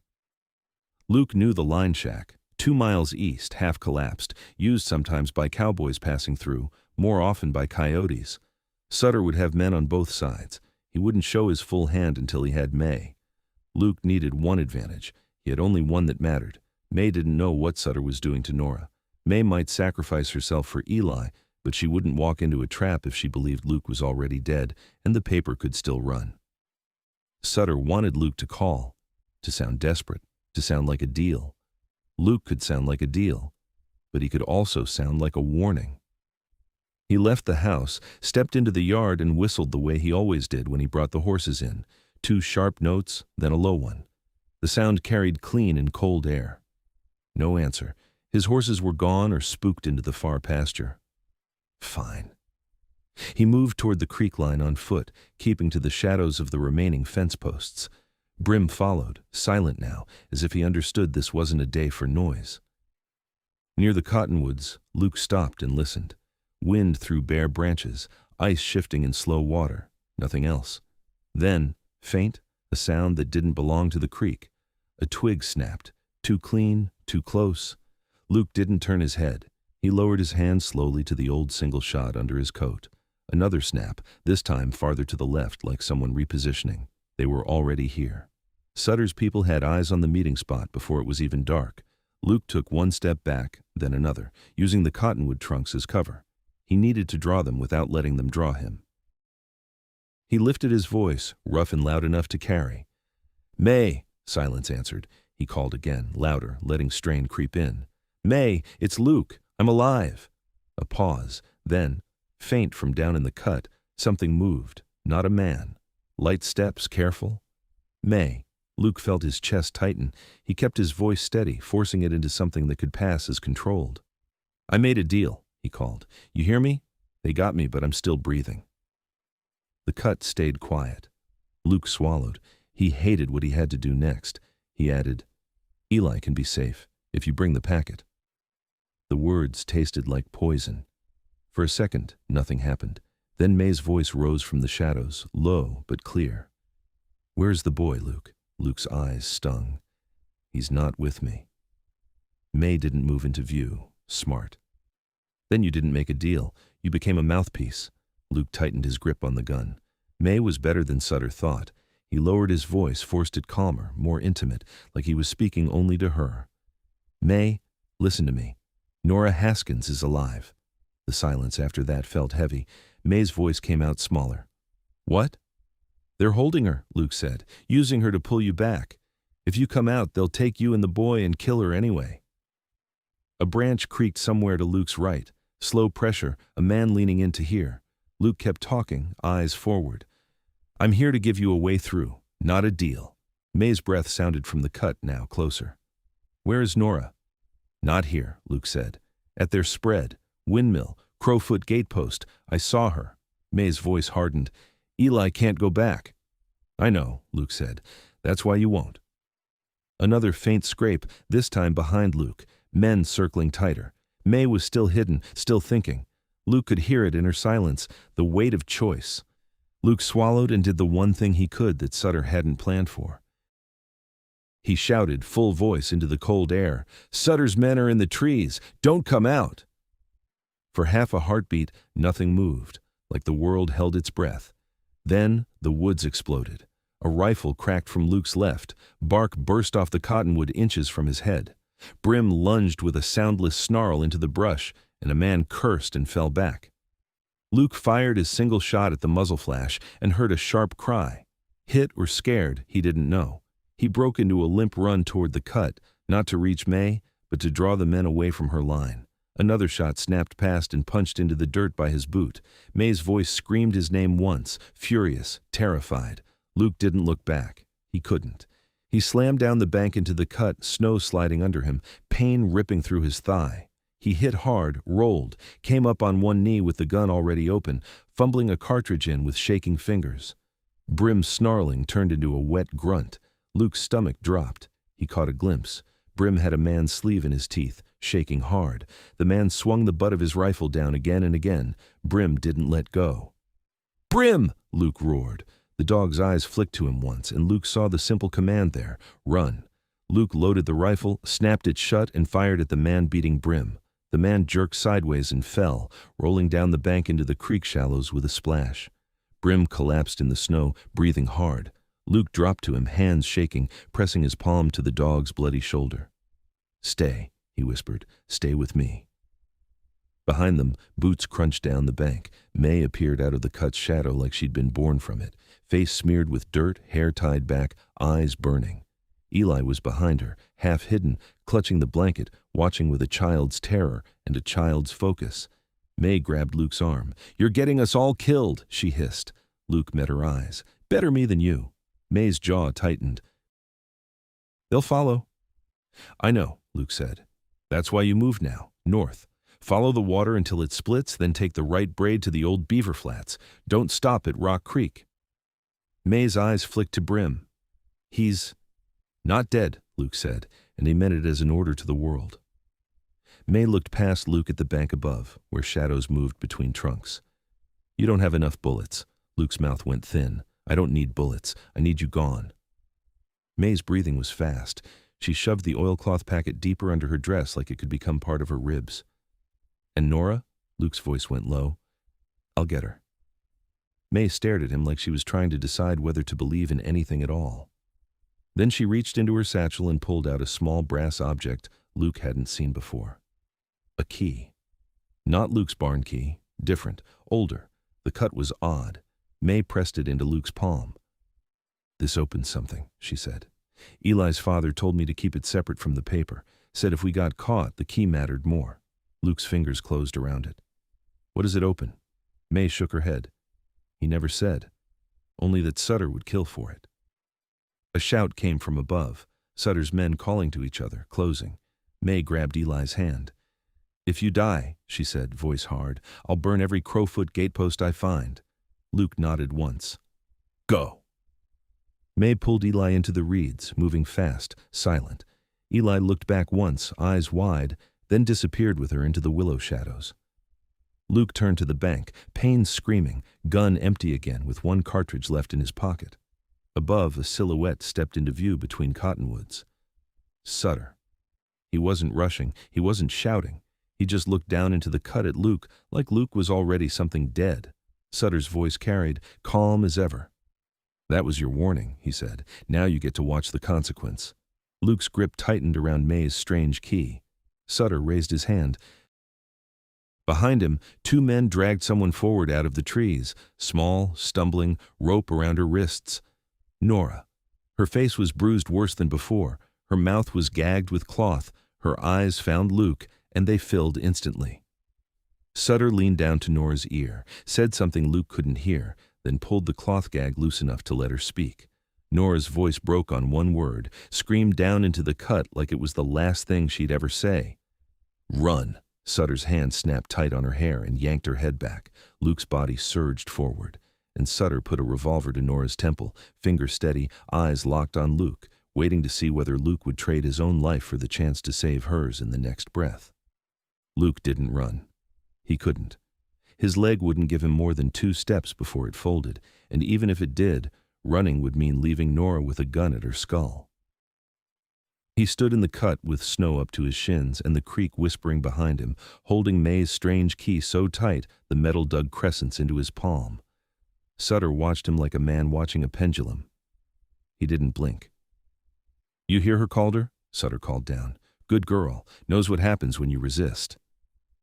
Nora's breath came in thin, broken pulls. Her eyes stayed locked on Luke's. She shook her head once, pleading without words. Luke lifted his empty rifle, not aiming it, just showing it. You want me? He shouted. Then take me. Let her go. Sutter's mouth twitched. You're already taken. He pressed the revolver closer. Nora flinched so hard her shoulders hit the man holding her. Luke's voice went sharp. You kill her and you'll never see that packet. Sutter smiled, patient. You think the packet is the only thing I want. Luke's mind raced fast and ugly. 1 cartridge left, no clean shot. Too far, too exposed. Even if he hit Sutter, a man behind him would fire, and Nora would drop before she hit the ground. Luke forced his breathing slow. He raised both hands, palms out. In his right hand, the key glinted for a second. Sutter's eyes flicked to it. Luke saw the smallest change in Sutter's face, interest sharpening into something like hunger. That, Sutter said quietly, isn't yours. Luke kept his voice even. It was given to me. Sutter's gaze never left the key. By the same dead man who stole my ledger. Luke didn't deny it. He didn't confirm it. He let the silence work. Sutter shifted his weight, revolver still at Nora's head, but his attention now split. Throw it up here, he said. Luke took 1 slow step forward in the cut, then stopped. Let her go. Sutter laughed once. You don't bargain. Luke lifted the key higher, letting it catch the light. Then you don't get it. For the first time, Sutter's calm cracked at the edges. He leaned forward a fraction, as if his body wanted the metal as badly as his mind did. Luke saw the opening and took it, not with a weapon, but with a truth shaped like a knife. You don't know what it opens, Luke called. That's why you're staring. Sutter's eyes flashed hard. I know enough. No, Luke said. If you knew, you wouldn't be wasting time with me. You'd be digging. Sutter's jaw flexed. He glanced sideways, just once, to one of his men. A silent question. The man didn't answer. Didn't know. Luke felt his pulse in his wound. He pressed on. Eli's father told May to keep it separate. You think he did that for nothing? Nora's eyes darted to the key, then back to Luke. Confusion and fear tangled together. Sutter exhaled through his nose. Then, without taking the revolver away, he nodded toward the man holding Nora. Bring her down, he said. Slow. The man yanked Nora forward. She stumbled, boots slipping on the snowy slope. The revolver stayed at her head as Sutter walked with her, controlling her like a leash. Two other men moved on the ridgeline, rifles trained into the cut. Luke backed deeper into the cut, keeping distance, forcing them to come into the narrow channel where they couldn't spread. Sutter stopped at the lip, looked down. "You dropped the key," he said, "right there. Then Nora walks away." Luke's voice stayed flat. "She walks first." Sutter's eyes went cold. "She walks when I say she walks." Nora shook her head hard, tears freezing on her lashes. Luke's knuckles whitened on the key. He had one play left that didn't involve miracles. He turned his head slightly and whistled, short and sharp. Brim, lying in the snow behind Luke with his chest heaving, lifted his head. One ear twitched. Luke didn't look at him again. He just spoke to Sutter, steady. "You want useful? Here's useful. You touch her, I throw the key into the creek." Sutter's gaze snapped to the water behind Luke. The creek wasn't deep, but it ran under ice in places. A small key could vanish in seconds, carried under shelves, buried in mud. Gone. Not recoverable before spring. Maybe never. Sutter's hand tightened in Nora's hair. "You won't." Luke took one step back, heel breaking thin ice at the edge. Water darkened, swirling. "Try me." A muscle jumped in Sutter's cheek. He hated this. Luke could feel it. Sutter wasn't used to men who didn't fear dying more than they feared losing. Sutter leaned down, lips near Nora's ear, and murmured something. Nora's face went whiter. Then Sutter spoke to Luke, voice low and deadly. "You throw it, and she dies in front of you. And then I burn your house with you inside it, and I hunt the woman until she's bones." Luke's jaw clenched. He didn't answer with words. He answered by lifting the key higher, arm straight, letting Sutter see exactly where it would fall. Sutter made his decision. He shoved Nora forward. She stumbled down into the cut, half sliding, half falling. A man behind her kept a grip on the rope around her wrists, but for a heartbeat she was free of the revolver's muzzle. That heartbeat was all Luke needed. He lunged, pain exploding in his leg, and slammed his shoulder into Nora, knocking her sideways behind him toward the creek bank, out of the clean line of fire. At the same instant, Brim surged up with a guttural snarl and launched toward the man holding Nora's rope. Gunfire cracked. Bark erupted from the cut wall. Snow burst into mist. A bullet whined off a stone and ricocheted into the creek with a hiss. Luke didn't stop. He spun, grabbed Nora by her tied wrists, and hauled her toward the waterline where the bank dipped and reeds thickened. Nora sobbed, breathless. "Luke, no." "Shut up and move," Luke hissed, not cruel, just desperate. Sutter's shout came from above, furious now. "Don't shoot the girl." That order saved Nora's life for one more second. Luke shoved the key into Nora's bound hands. "Hold this," he snapped. Nora blinked, terrified. "Why, because if I drop it, we're dead," Luke said. "If you drop it, you're dead, so don't." Nora curled her fingers around the metal like it was a crucifix. Brim hit the rope man, jaws clamping down on his forearm. The man screamed and swung his rifle. Brim took the blow and stayed attached. The rope slackened. Luke yanked Nora forward, dragging her into the reeds. He tried to cut her wrists free with the knife, but his hands shook and the rope was tight and wet. A shot cracked into the reeds near Luke's head. Splinters of frozen cattail sprayed his face. They'd started shooting again. Sutter didn't care about the key now. He cared about killing Luke before Luke could get away with it. Luke hooked the knife under the rope and sawed hard. Fibers snapped. Nora's wrists sprang apart, raw and bleeding. Nora sucked air and clutched the key in one hand, her freed fingers flexing in pain. "What is this?" she gasped. Luke didn't answer. He didn't know. He grabbed her shoulder and pushed her deeper along the creek, limping so hard he nearly fell with each step. Behind them, Sutter's men poured down into the cut, boots sliding, rifles raised. Sutter came last, still calm beneath fury, revolver in his hand now as if he'd decided subtlety was done. Luke heard Sutter's voice, close and cold. "You can't carry her and live." Luke glanced back and saw Sutter in the cut 20 feet behind, revolver leveled at Luke's spine. Luke shoved Nora forward. "Run!" he barked. Nora hesitated one fraction, then ran, clutching the key, stumbling through reeds. Luke turned, raised his old single shot, and fired his last cartridge at Sutter's revolver hand. The shot cracked. Sutter jerked, not hit clean, but enough that the revolver bucked sideways and his shot went wild, slamming into the creek bank instead of Luke's back. Luke dropped the empty gun and lunged forward with the knife. Sutter met him halfway. They collided in the reeds, bodies slipping, breath steaming, hands grappling. Sutter's revolver arm swung up. Luke caught it with both hands, pushing it away from his face. Sutter's eyes were inches from his, flat and furious. "You're a stubborn animal," he hissed. Luke gritted his teeth. "And you're on my land."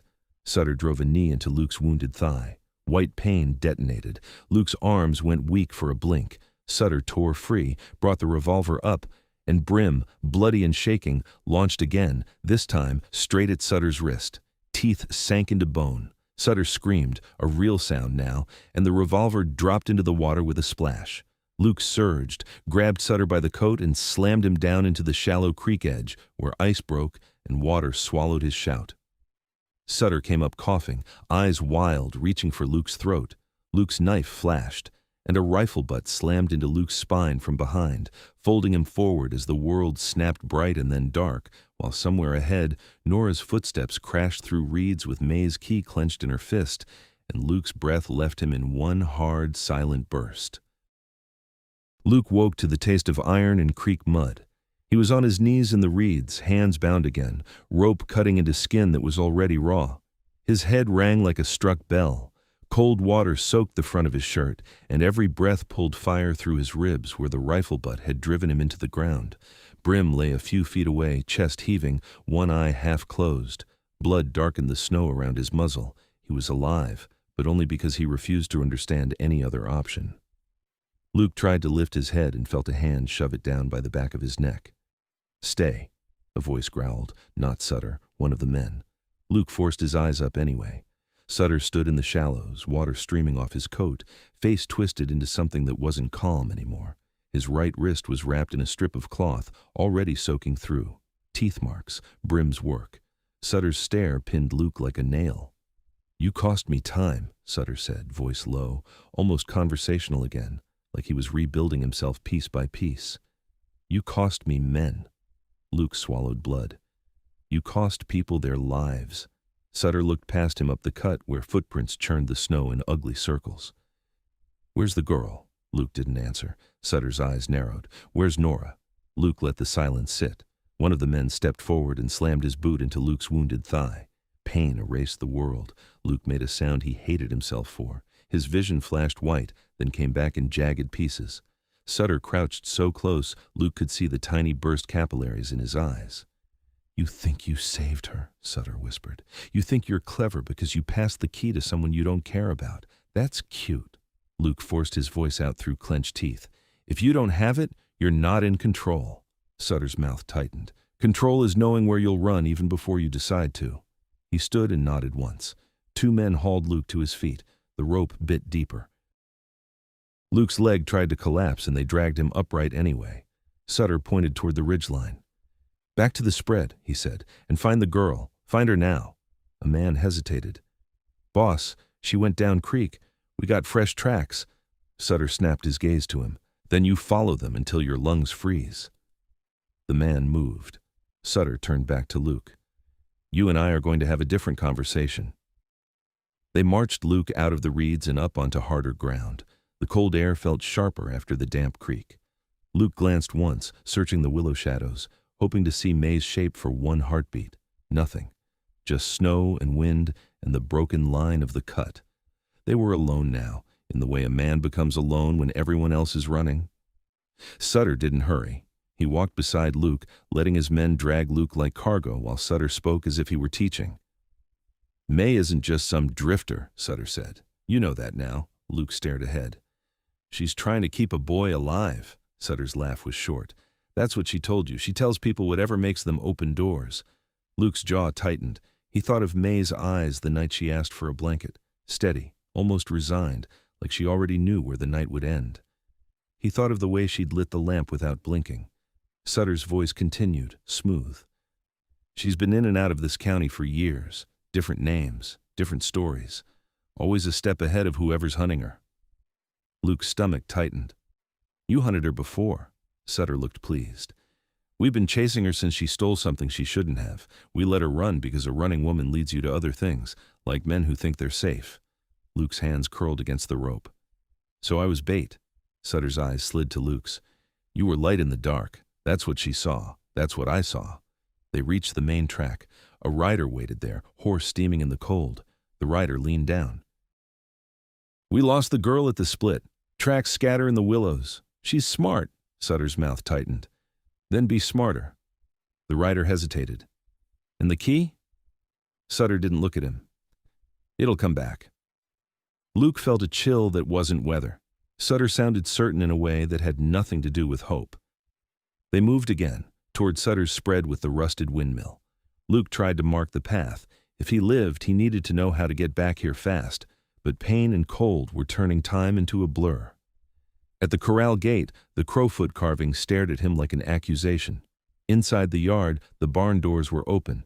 The lantern glow spilled out even though it was still daylight, as if darkness lived inside that place no matter what hour it was. They dragged Luke in. Nora was still there, sitting on the dirt floor near a stall post, wrists tied again. Her face was swollen, one cheek purple, hair clumped with dried blood. But her eyes were open, alive. When she saw Luke, her breath hitched. Luke tried to step toward her. The men jerked him back. Sutter walked past Nora without looking down, like she was furniture. He went to the table, opened his ledger, and pulled out a folded sheet of paper. He smoothed it flat with 2 fingers. Luke's gut twisted as soon as he saw the signature line, his name. Calder, written in a hand that looked almost right. Almost. Sutter tapped it. You recognize that? Luke spat. It's a lie. Sutter's gaze lifted. It's a story. Stories become law when enough people agree. Luke's voice came rough. So why do you need May's packet if you can forge whatever you want? Sutter's eyes narrowed. Because there are different kinds of paper. Some don't just move land, they move men. He leaned in slightly. Eli's father had a list, names, payments, burials. That list can hang people in Fort Mason if it lands in the right hands, or it can buy people if it lands in mine. Luke's heart hammered. Fort Mason again. May had named it too, like it mattered more than Rock Creek. Sutter watched Luke's face and smiled faintly. You're learning. Good. He nodded to the shotgun man. Bring the barrel. The man stepped into the shadows and rolled out a small, squat barrel, stained dark, smelling like kerosene and old spirits. He set it near the table. Luke's mouth went dry. What's that for? Sutter didn't answer. He walked to Nora and crouched in front of her, finally acknowledging she existed. He touched her chin lightly, forcing her to look up. Nora flinched. Sutter's voice softened, almost kind. You ran once, he said. Remember how that went? Nora's lips trembled. She swallowed, eyes flicking to Luke. Sutter stood and turned to Luke. Here's what happens next. May will come for you. Luke's laugh came out harsh. You're insane. Sutter's gaze held steady. She will. Not because she likes you, because she can't leave loose ends. Loose ends become ropes around her neck. Luke shook his head. She'll go north. She'll vanish. Sutter tilted his head. And yet you were here. And yet you shouted her name. You warned her. You tried to be noble. He stepped closer. That means you're attached now, and attachments are levers. Sutter gestured toward the barrel. At dusk, we take Nora to your place. We set her in your yard where she can be seen from the creek line. We light a signal. Smoke. Fire. Something May can't ignore. Luke's stomach dropped. Leave her out of this. Sutter's smile was thin. She's already in it. Luke surged forward. The men yanked him back by the rope, nearly choking him. Pain flared in his thigh and he staggered. Nora cried out, Luke, stop! Sutter watched Luke struggle like a man watching a dog hit the end of a chain. You see, he said, even she cares. Luke's voice came out low, furious. What do you want me to do? Sutter's eyes gleamed. Nothing heroic, nothing complicated. You're going to write a note in your hand, a simple message. You tell May where to meet. You tell her you have the boy. Luke's head snapped up. I don't. Sutter leaned in, voice like ice. You will. He nodded to one of his men. The man vanished into the back stalls and returned, dragging something that made Luke's blood turn cold even before he saw it clearly. A small figure, wrapped in a blanket. Not Eli. A smaller boy, younger, maybe 8, eyes huge, face smeared with soot, mouth stuffed with cloth. Luke stared, sick. Who is that? Sutter's voice stayed calm. A replacement. Nora made a sound like she was going to vomit. Luke's chest tightened. You took another child. Sutter shrugged. Children are everywhere. They wander. They get lost. They get stolen. You'd be surprised how little it matters if the right man says it mattered. Luke's hands strained against the rope. He wanted to lunge, to bite, to do anything. The men held him. Sutter nodded toward the boy. We put him on your land, in your barn ruins, in your house, wherever it looks convincing. May hears you have a boy. She comes. She'll bring Eli. She'll bring the packet. She'll bring the key if she's got it. Luke shook his head hard. She'll see through it. Sutter's eyes tightened. Then you make it real. Luke's voice cracked with rage. How? Sutter stepped closer until Luke could smell his tobacco again. You're a rancher. You know how to make an animal move where you want. Same principle. Luke spat blood. You want me to use a child as bait? Sutter smiled. I want you to use your voice. He turned to the table and slid ink and paper toward Luke. Right. Luke stared at the blank page like it was a grave. His mind flashed to May pressing the key into his palm, to Eli's eyes as he disappeared into reeds, to Nora sitting on the dirt floor, shaking, still alive only because Sutter liked leverage. Luke took a slow breath. Then he did the one thing Sutter didn't expect. He reached for the ink and paper with his bound hands as if he were about to obey, then let his body sag, like he was giving up, like the pain had finally won. Sutter watched, satisfied. Luke's fingers brushed the edge of the table, and in that sag, his hand slid under the paper, finding the small wedge of flint he used to sharpen his knife on, something he'd shoved into his pocket back at his house without thinking. Luke hooked it against the rope at his wrist and began sawing, tiny movements hidden by his hunched shoulders. Sutter's eyes stayed on the paper, on Luke's face, measuring surrender.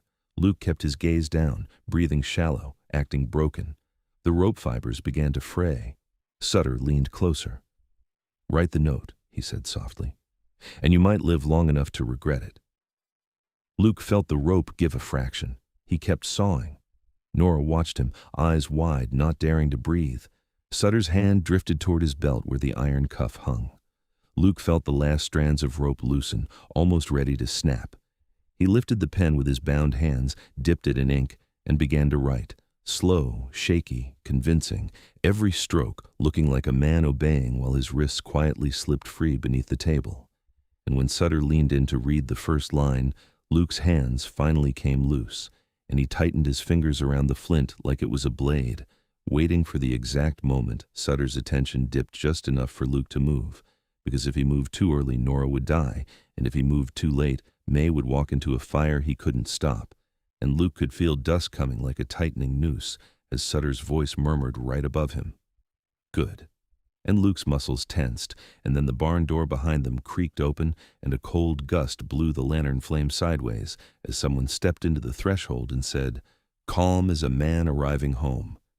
You're looking for me. The barn went quiet in a way Luke had never heard from it before. Lantern flame leaned sideways in the draft, throwing Sutter's shadow long across the dirt. The men near the stalls froze mid-shift, hands hovering over rifles and rope like they'd been caught stealing. In the doorway stood May, not the shivering woman from Luke's porch. Coat now, dark, heavy, shoulders squared under it, hair tied back tight, face still bruised, but her eyes were steady and hard, like she'd already counted the cost and agreed to pay it. She didn't look at Luke first. She looked straight at Sutter. You're looking for me, May said again, calm as smoke. Sutter didn't move for a breath. Luke watched his mind work, fast, cold, recalculating. Then Sutter's mouth curved into a thin smile. I was, Sutter said, and here you are. Saves my boys a ride. May stepped one boot inside, just enough to put herself in lantern light. Her hands were empty, no rifle, no knife, nothing visible. Sutter's gaze flicked to her waist anyway, then to her sleeves. He'd seen too many people hide too many things. Where's the boy? Sutter asked. May's eyes didn't shift. Safe, Sutter's smile held. And the packet? May tilted her head a fraction. You're worried about paper. Sutter's voice went flatter. Paper is why you're standing in my doorway instead of a shallow grave. May's eyes slid finally to Luke. Not a soft look. A quick, measuring one, like she was checking whether he was still useful, still alive. Luke met her gaze once, then dropped it to keep his hands hidden under the table. The rope around his wrists had loosened, not free yet, but close. The flint was still pressed against the fibers, ready. Nora sat on the dirt, eyes huge, face swollen, watching May like she was seeing a ghost. The younger boy, Sutter's replacement, was still wrapped in a blanket near the stalls, gagged, shaking. May's gaze landed on him and hardened, just for a heartbeat. Sutter noticed. He took one easy step toward May, like a man approaching a skittish horse. "Careful," he said. "I don't like surprises." May's voice stayed even. "Then you're living the wrong life." A low chuckle came from one of Sutter's men. Sutter didn't look at him, but the chuckle died. May walked in another step, slow, deliberate, keeping her hands visible. "You sent Luke to lure me." Sutter's eyes flicked to Luke, then back. "I sent Luke to do what Luke does, hold a door open." May nodded once. "And you're holding Nora." Nora flinched as if her name had been struck. Sutter's tone softened, performative. "Nora's here because Nora's father couldn't pay his debts." May's eyes sharpened. "That isn't true." Sutter's smile thinned. "Truth is whatever keeps people quiet." Luke felt the last strands of rope fray under the table. One more careful pull, and he'd be free. May's gaze returned to Sutter. "I came to end this." Sutter's voice turned almost gentle. "You came because you can't help yourself. You always come back. That's your sickness." May didn't deny it. She said, "Let the girl go." Sutter spread his hands a fraction. "Give me what I want." May's eyes didn't flicker. "You don't even know what you want." That landed. Sutter's jaw flexed. "I want the packet and the key." May's mouth twitched, not a smile, something colder. "The key isn't here." Sutter's gaze sharpened to a point. "Don't lie to me." May stepped closer to the table, still slow, still controlled. She stopped just out of arm's reach. "If I had it, you'd already be dead." Sutter's eyes flashed hard. "You think you can kill me in my own barn?" May's voice stayed calm. "I know I can." Luke felt the rope finally give. His wrists slid free under the table without a sound. He kept them low, hidden, fingers closing around the flint like a blade. Sutter's men shifted, sensing the change in air. One lifted his rifle half an inch. Sutter lifted one hand barely, and the rifle lowered again. Sutter didn't like nervous men. Nervous men made mistakes. He looked May up and down. "Where's Eli?" May said. "North." Sutter's smile returned, but it didn't reach his eyes. "Then you came without what I need. That means you came to trade." May's gaze moved to Nora again. "Yes." Sutter nodded slowly. "Good. I like trades." He leaned toward Luke without taking his eyes off May. "Calder," he said, "read me what you wrote." Luke's heart hammered. Sutter still thought Luke was tied, still thought Luke was obedient. Luke lifted the pen slowly, keeping his hands above the tabletop now.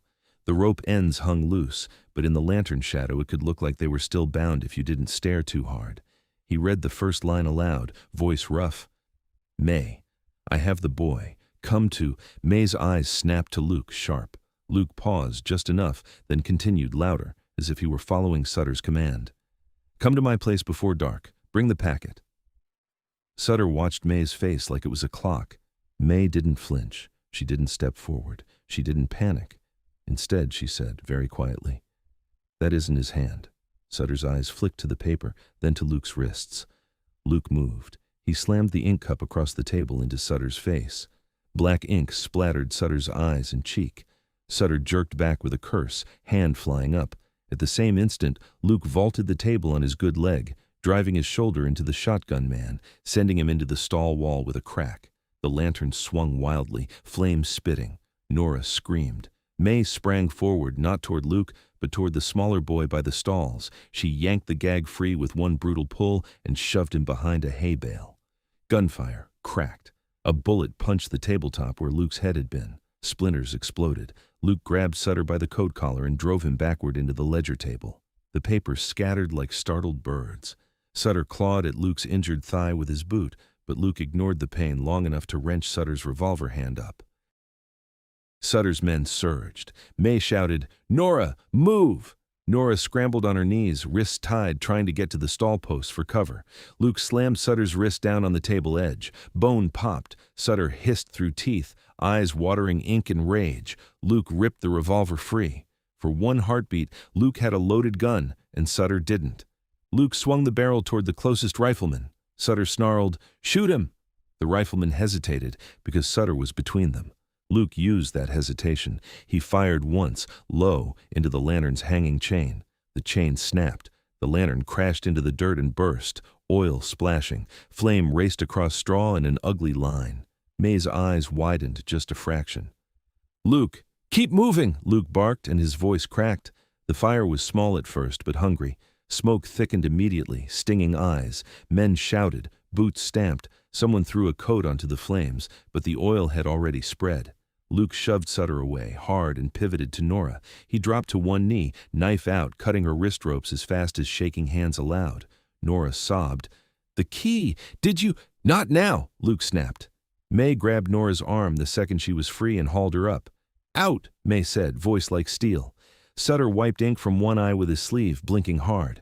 He saw May and Nora moving together toward the door, and his face twisted into pure fury.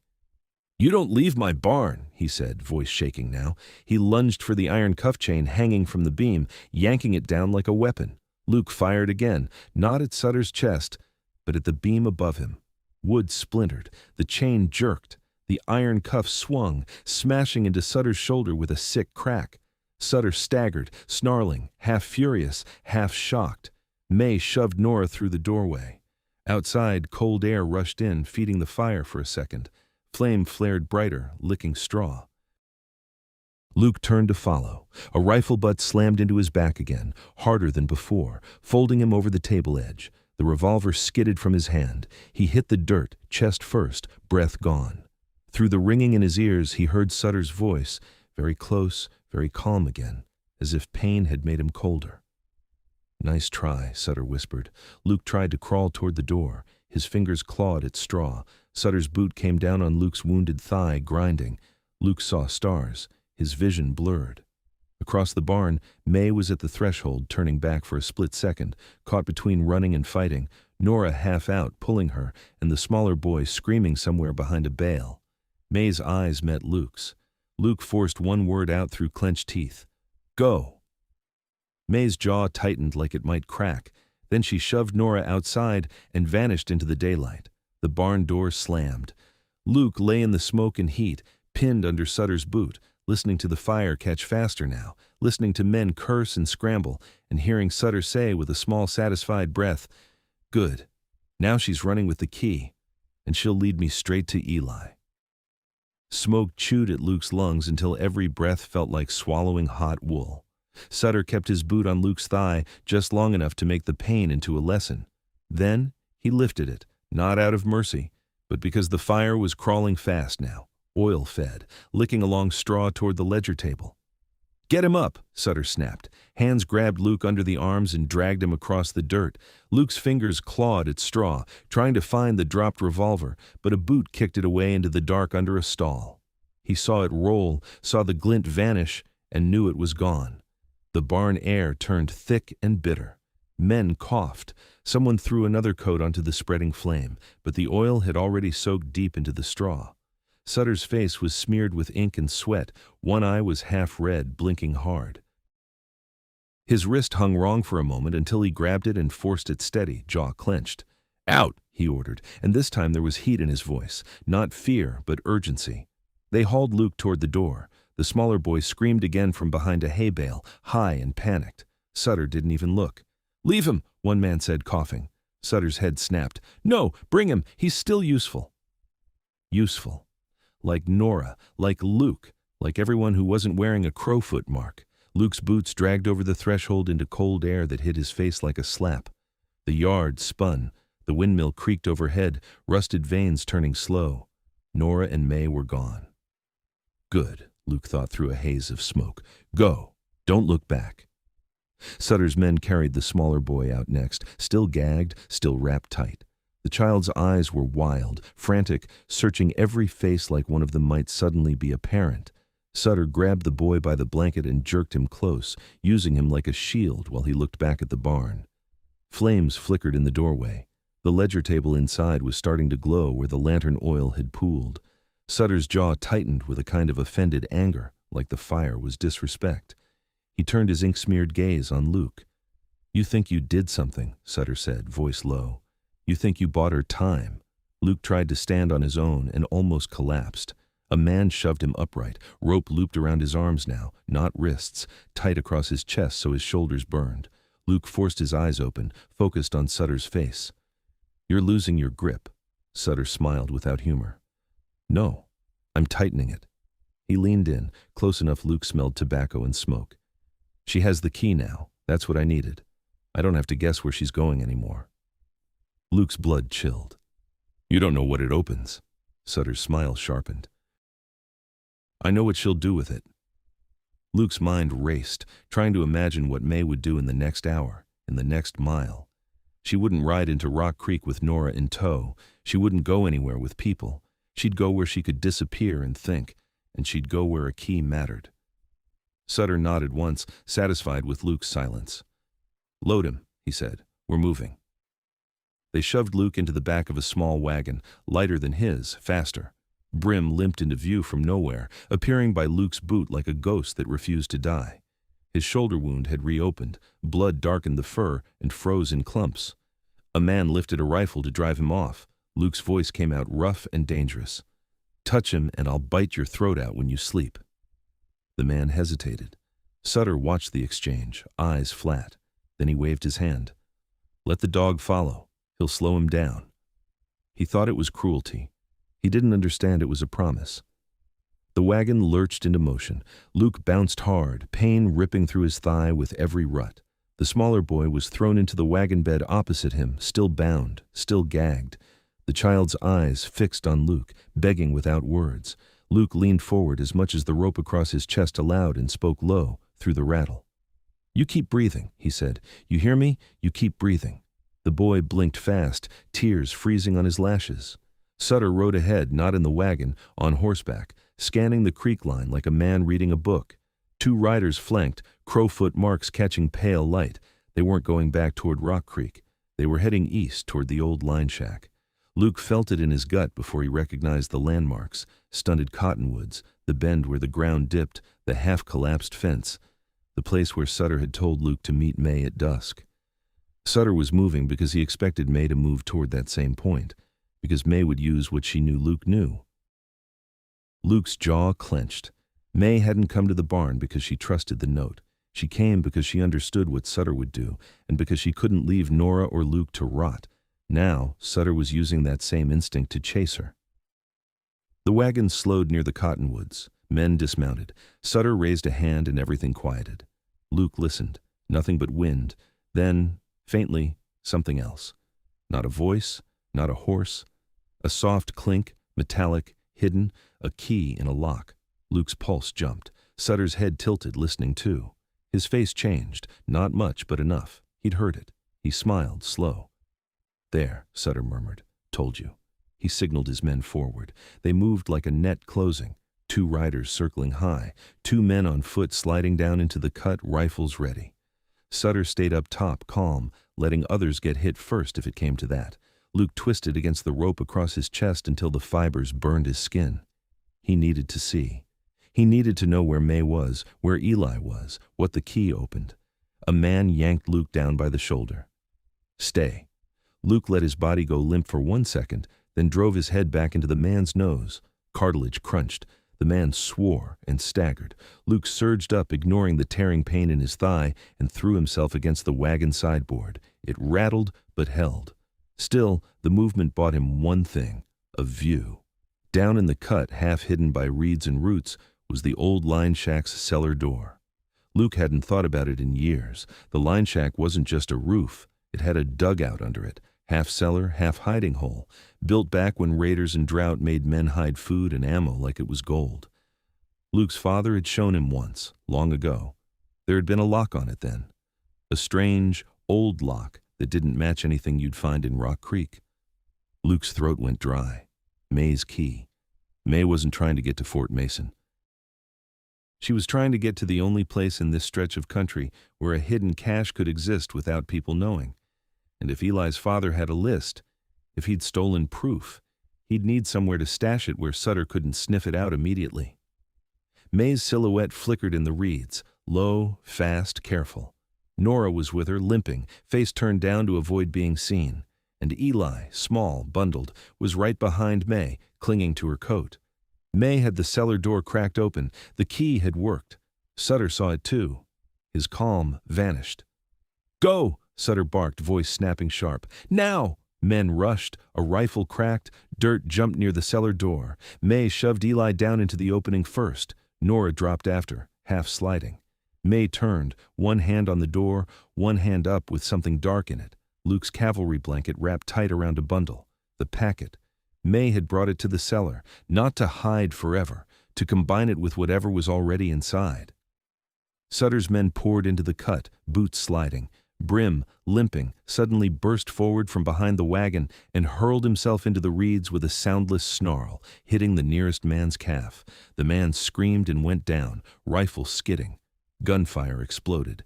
The echoes slapped the cut walls and came back doubled.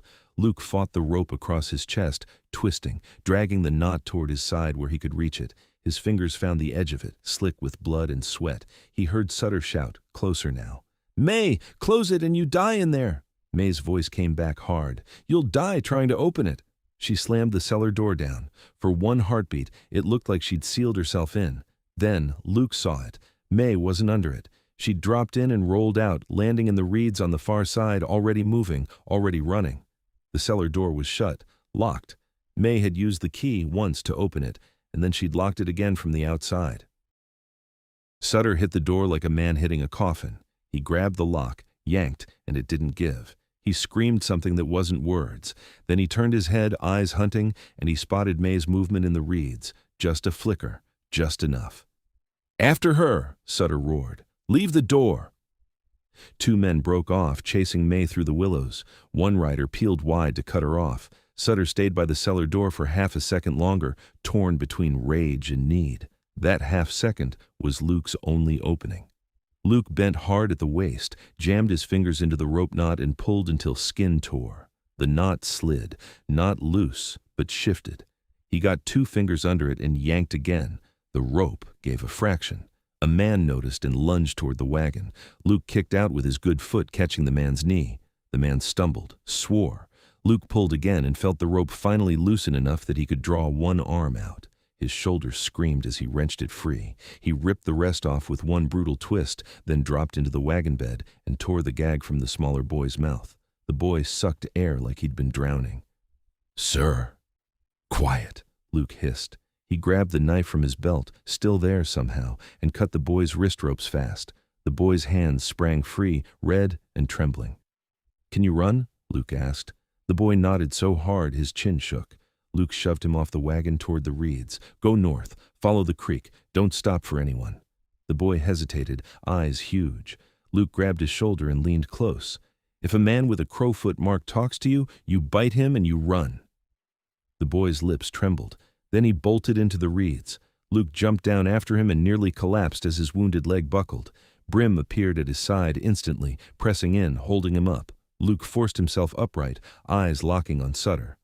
Sutter had heard the movement. He turned, saw Luke free, and his face went very still. "You," Sutter said, voice low, almost impressed. "You just can't stop." Luke's hands were empty. His knife was slick with rope fiber, no gun, no bullets, just pain and anger and a dog that refused to die. Sutter drew his revolver, another one, not the one Brim had dragged into the creek, and leveled it at Luke's chest. Luke took one step forward anyway. Sutter's finger tightened, and from the reeds behind Sutter, a small figure burst out. Eli, running back, eyes wild, screaming, "May!" as if he'd heard her fall or heard her cry out, and Sutter's head snapped toward the sound, and the revolver muzzle swung with it, and in that instant, Luke threw himself forward on his ruined leg, slamming into Sutter's arm with all his weight as the gun went off into the sky, and Eli's scream cut sharp into the cold air, and the reeds shook like something huge was moving through them toward May and Nora just out of sight. Luke slammed into Sutter's arm, and the revolver bucked skyward, the shot ripping a hole through nothing but cold air. The recoil snapped Sutter's wrist sideways, and he swore, real, ugly, then drove his elbow down into Luke's back. Luke folded, but he didn't let go. He clamped both hands around Sutter's forearm and twisted with everything he had left in his body. Pain tore through Luke's thigh as his bad leg slid in the snow, yet the twist forced Sutter off balance for half a step. Half a step was all the world ever gave you. Brim hit Sutter's calf like a thrown rock. Sutter stumbled, boot skidding, and Luke used the drop to wrench the revolver free. The gun slipped, slick with wet glove and creak cold, and clattered into the reeds with a dull metallic thunk. Sutter's eyes flicked toward it, and that flick killed his calm.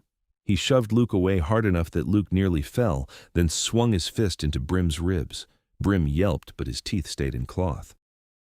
Luke reached for his knife, came up with it, and drove forward, aiming for Sutter's shoulder, anything that would slow him. Sutter caught Luke's wrist in one hand and twisted. Luke felt his joints scream. The knife skittered from his fingers and vanished into snow. Sutter leaned in, breath steaming, ink-stained eye narrowed. "You had one job," he hissed. "Stay useful."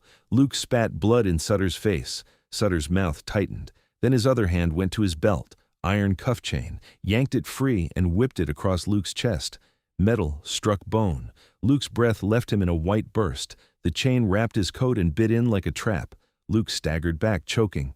Sutter yanked the chain, trying to pull Luke off his feet to drag him like cattle. Brim lunged again, snapping at the chain, teeth clacking iron. He caught cloth instead and tore it. Luke forced air in and grabbed the chain with both hands, anchoring himself. His palms burned. The metal was cold enough to sting, but it was also the only thing keeping Sutter from taking him down. Behind them, reeds thrashed. A shout, May's voice, sharp, furious, too close and too far at once. Then another voice, rougher, male, not one of Sutter's men. "Drop it!" A rifle cracked from the far bank. One of Sutter's riders, trying to cut May off, jerked in the saddle and toppled sideways into the snow with a heavy thud. The horse bolted, reins flapping. Sutter froze for a fraction, head snapping toward the gunshot. Luke felt it like a door opening. He lunged into Sutter's space, shoved the chain up and over Sutter's forearm, and wrapped it hard, binding Sutter's elbow to his own body for one brutal second. Sutter's eyes flared. He tried to wrench free. Luke drove his head forward and smashed his forehead into Sutter's nose. Cartilage crunched. Sutter made a sound like an animal, and his grip loosened just enough. Luke tore away, chain slipping free, and stumbled back, chest heaving. Across the creek braid, 3 men in dust-coated coats stepped out from behind the cottonwoods with rifles shouldered, not Crowfoot men. Their hats were plain. Their stance was law or militia, the kind that moved with purpose and didn't posture. At their front was a tall man with a trimmed beard and a badge that caught the gray daylight. Marshal, not Rock Creek's drunk sheriff, someone higher, Fort Mason. Luke's mind flashed to May saying it, "If you walk into Fort Mason with paper and a bullet wound, people listen." They'd listened. Somehow. Sutter's face changed, not fear, calculation turning desperate. He spun and barked, "Move!" to his men. 2 Crowfoot riders peeled off into the reeds after May. Another sprinted toward the wagon. Sutter himself lunged for the cellar door again like it was his heart beating in the dirt. The marshal raised his voice. "Sutter, drop your weapons and step away from that door." Sutter didn't even glance back. He slammed his shoulder into the cellar hatch, grabbed the lock, and yanked. It held. May's lock, May's key, May's choice. Sutter's men fired. Shots cracked through cottonwoods. Bark burst. The marshal's men returned fire, measured, controlled. Luke turned his head, searching for May. He saw her for a split second in the reeds, hauling Nora by the arm. Nora was limping hard, face white, but moving. Eli ran behind them, small legs pumping, terrified and stubborn. One of Sutter's riders swung around ahead of them, cutting them off. He leveled a rifle. May shoved Nora down into the reeds and stepped in front of her, hands up, empty, like she was about to sacrifice herself to buy Nora and Eli one more breath. Luke's body moved before his mind could stop it. He limped, then ran, then fell forward into a stumbling charge, scooping his knife from the snow where it had landed earlier by pure luck. He didn't feel the pain until later. Not then. The rider saw Luke coming and swung the muzzle toward him. Brim launched. The dog hit the horse's front leg, teeth clamping. The horse screamed and reared, rifleman thrown off balance. The shot went wild, punching into the willow trunk. Luke reached the man as he fell and drove the knife into the man's shoulder. Not deep enough to kill fast, deep enough to make him drop the rifle and scream. Luke kicked the rifle away into the reeds and staggered to May. May's eyes locked on his. Shock, anger, relief, all tangled. "What did you do?" Luke panted. "Brought trouble. To the right place." Nora grabbed Luke's sleeve, shaking. The key. May's face tightened. The key is gone. Luke stared. Gone? May nodded once, jaw hard. I used it. I locked the cellar. Then I threw it into the water. Luke's stomach dropped. You? May cut him off. It did its job. The paper's inside. Luke looked toward the cellar door. Sutter was still there, blood pouring from his nose, yelling at his men while he hammered at the lock with the butt of his revolver. The marshal's men were closing, rifles trained, shouting for him to stop. Sutter's gaze snapped to May. Pure hate. He ripped the iron cuff chain free and charged toward her, not caring about law now, not caring about bullets, just wanting hands on the person who'd locked him out of his own power. The marshal shouted, "Sutter!" Sutter didn't stop. Luke stepped between May and Sutter with nothing but his body and a knife. Sutter swung the chain like a flail. It cracked across Luke's forearm. Bones screamed. Luke nearly dropped the knife, but he held on. Sutter swung again, aiming for Luke's head. Luke ducked and drove forward, burying his shoulder into Sutter's ribs. They went down in the snow, wrestling like dogs, breath steaming, hands slick with blood and ice. Sutter clawed for Luke's throat. Luke shoved him back, gasping. "It's over," Luke rasped. Sutter's face twisted, spitting red. "It's never over." He reached into his coat and came out with a small brass item, a key, not May's, another one. Twin cut, same odd grooves. Luke's eyes widened. "You had one," Sutter smiled through blood. "Of course I did." He tried to wrench away toward the cellar door.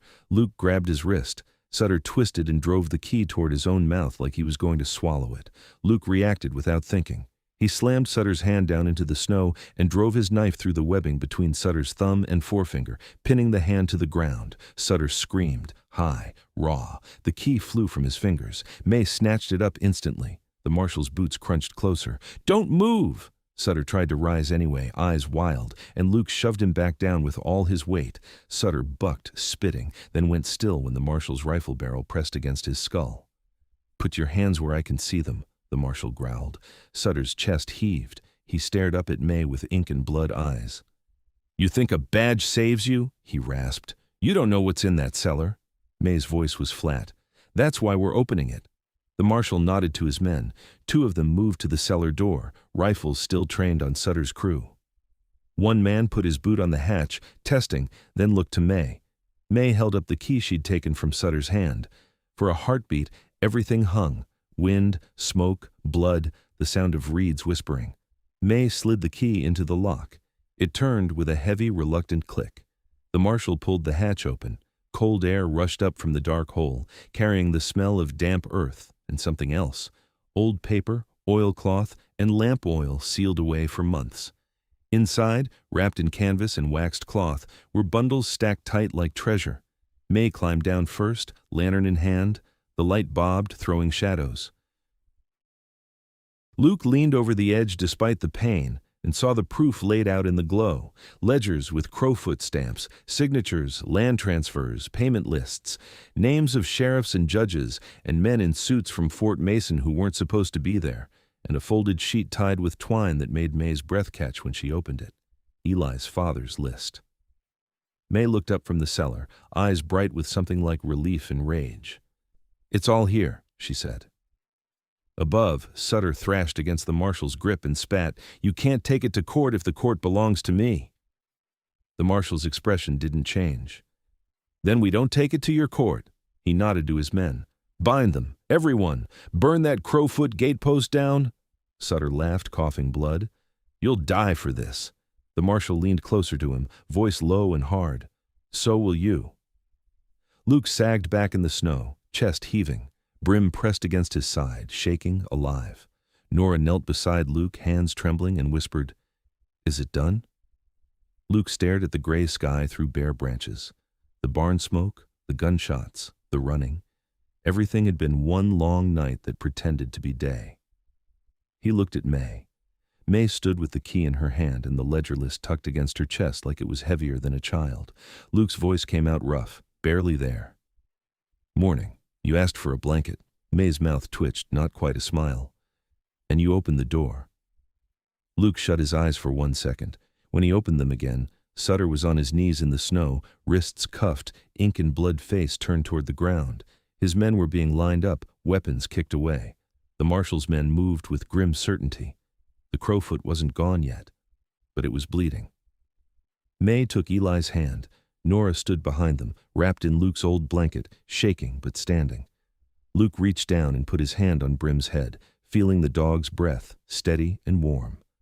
The wind shifted. For the first time since May knocked on his door, Luke felt the cold without fear. He didn't know what Fort Mason would do with the proof. He didn't know what would come for them next. But he knew one thing, clear as the click of a lock. Sutter would not be locking any more doors.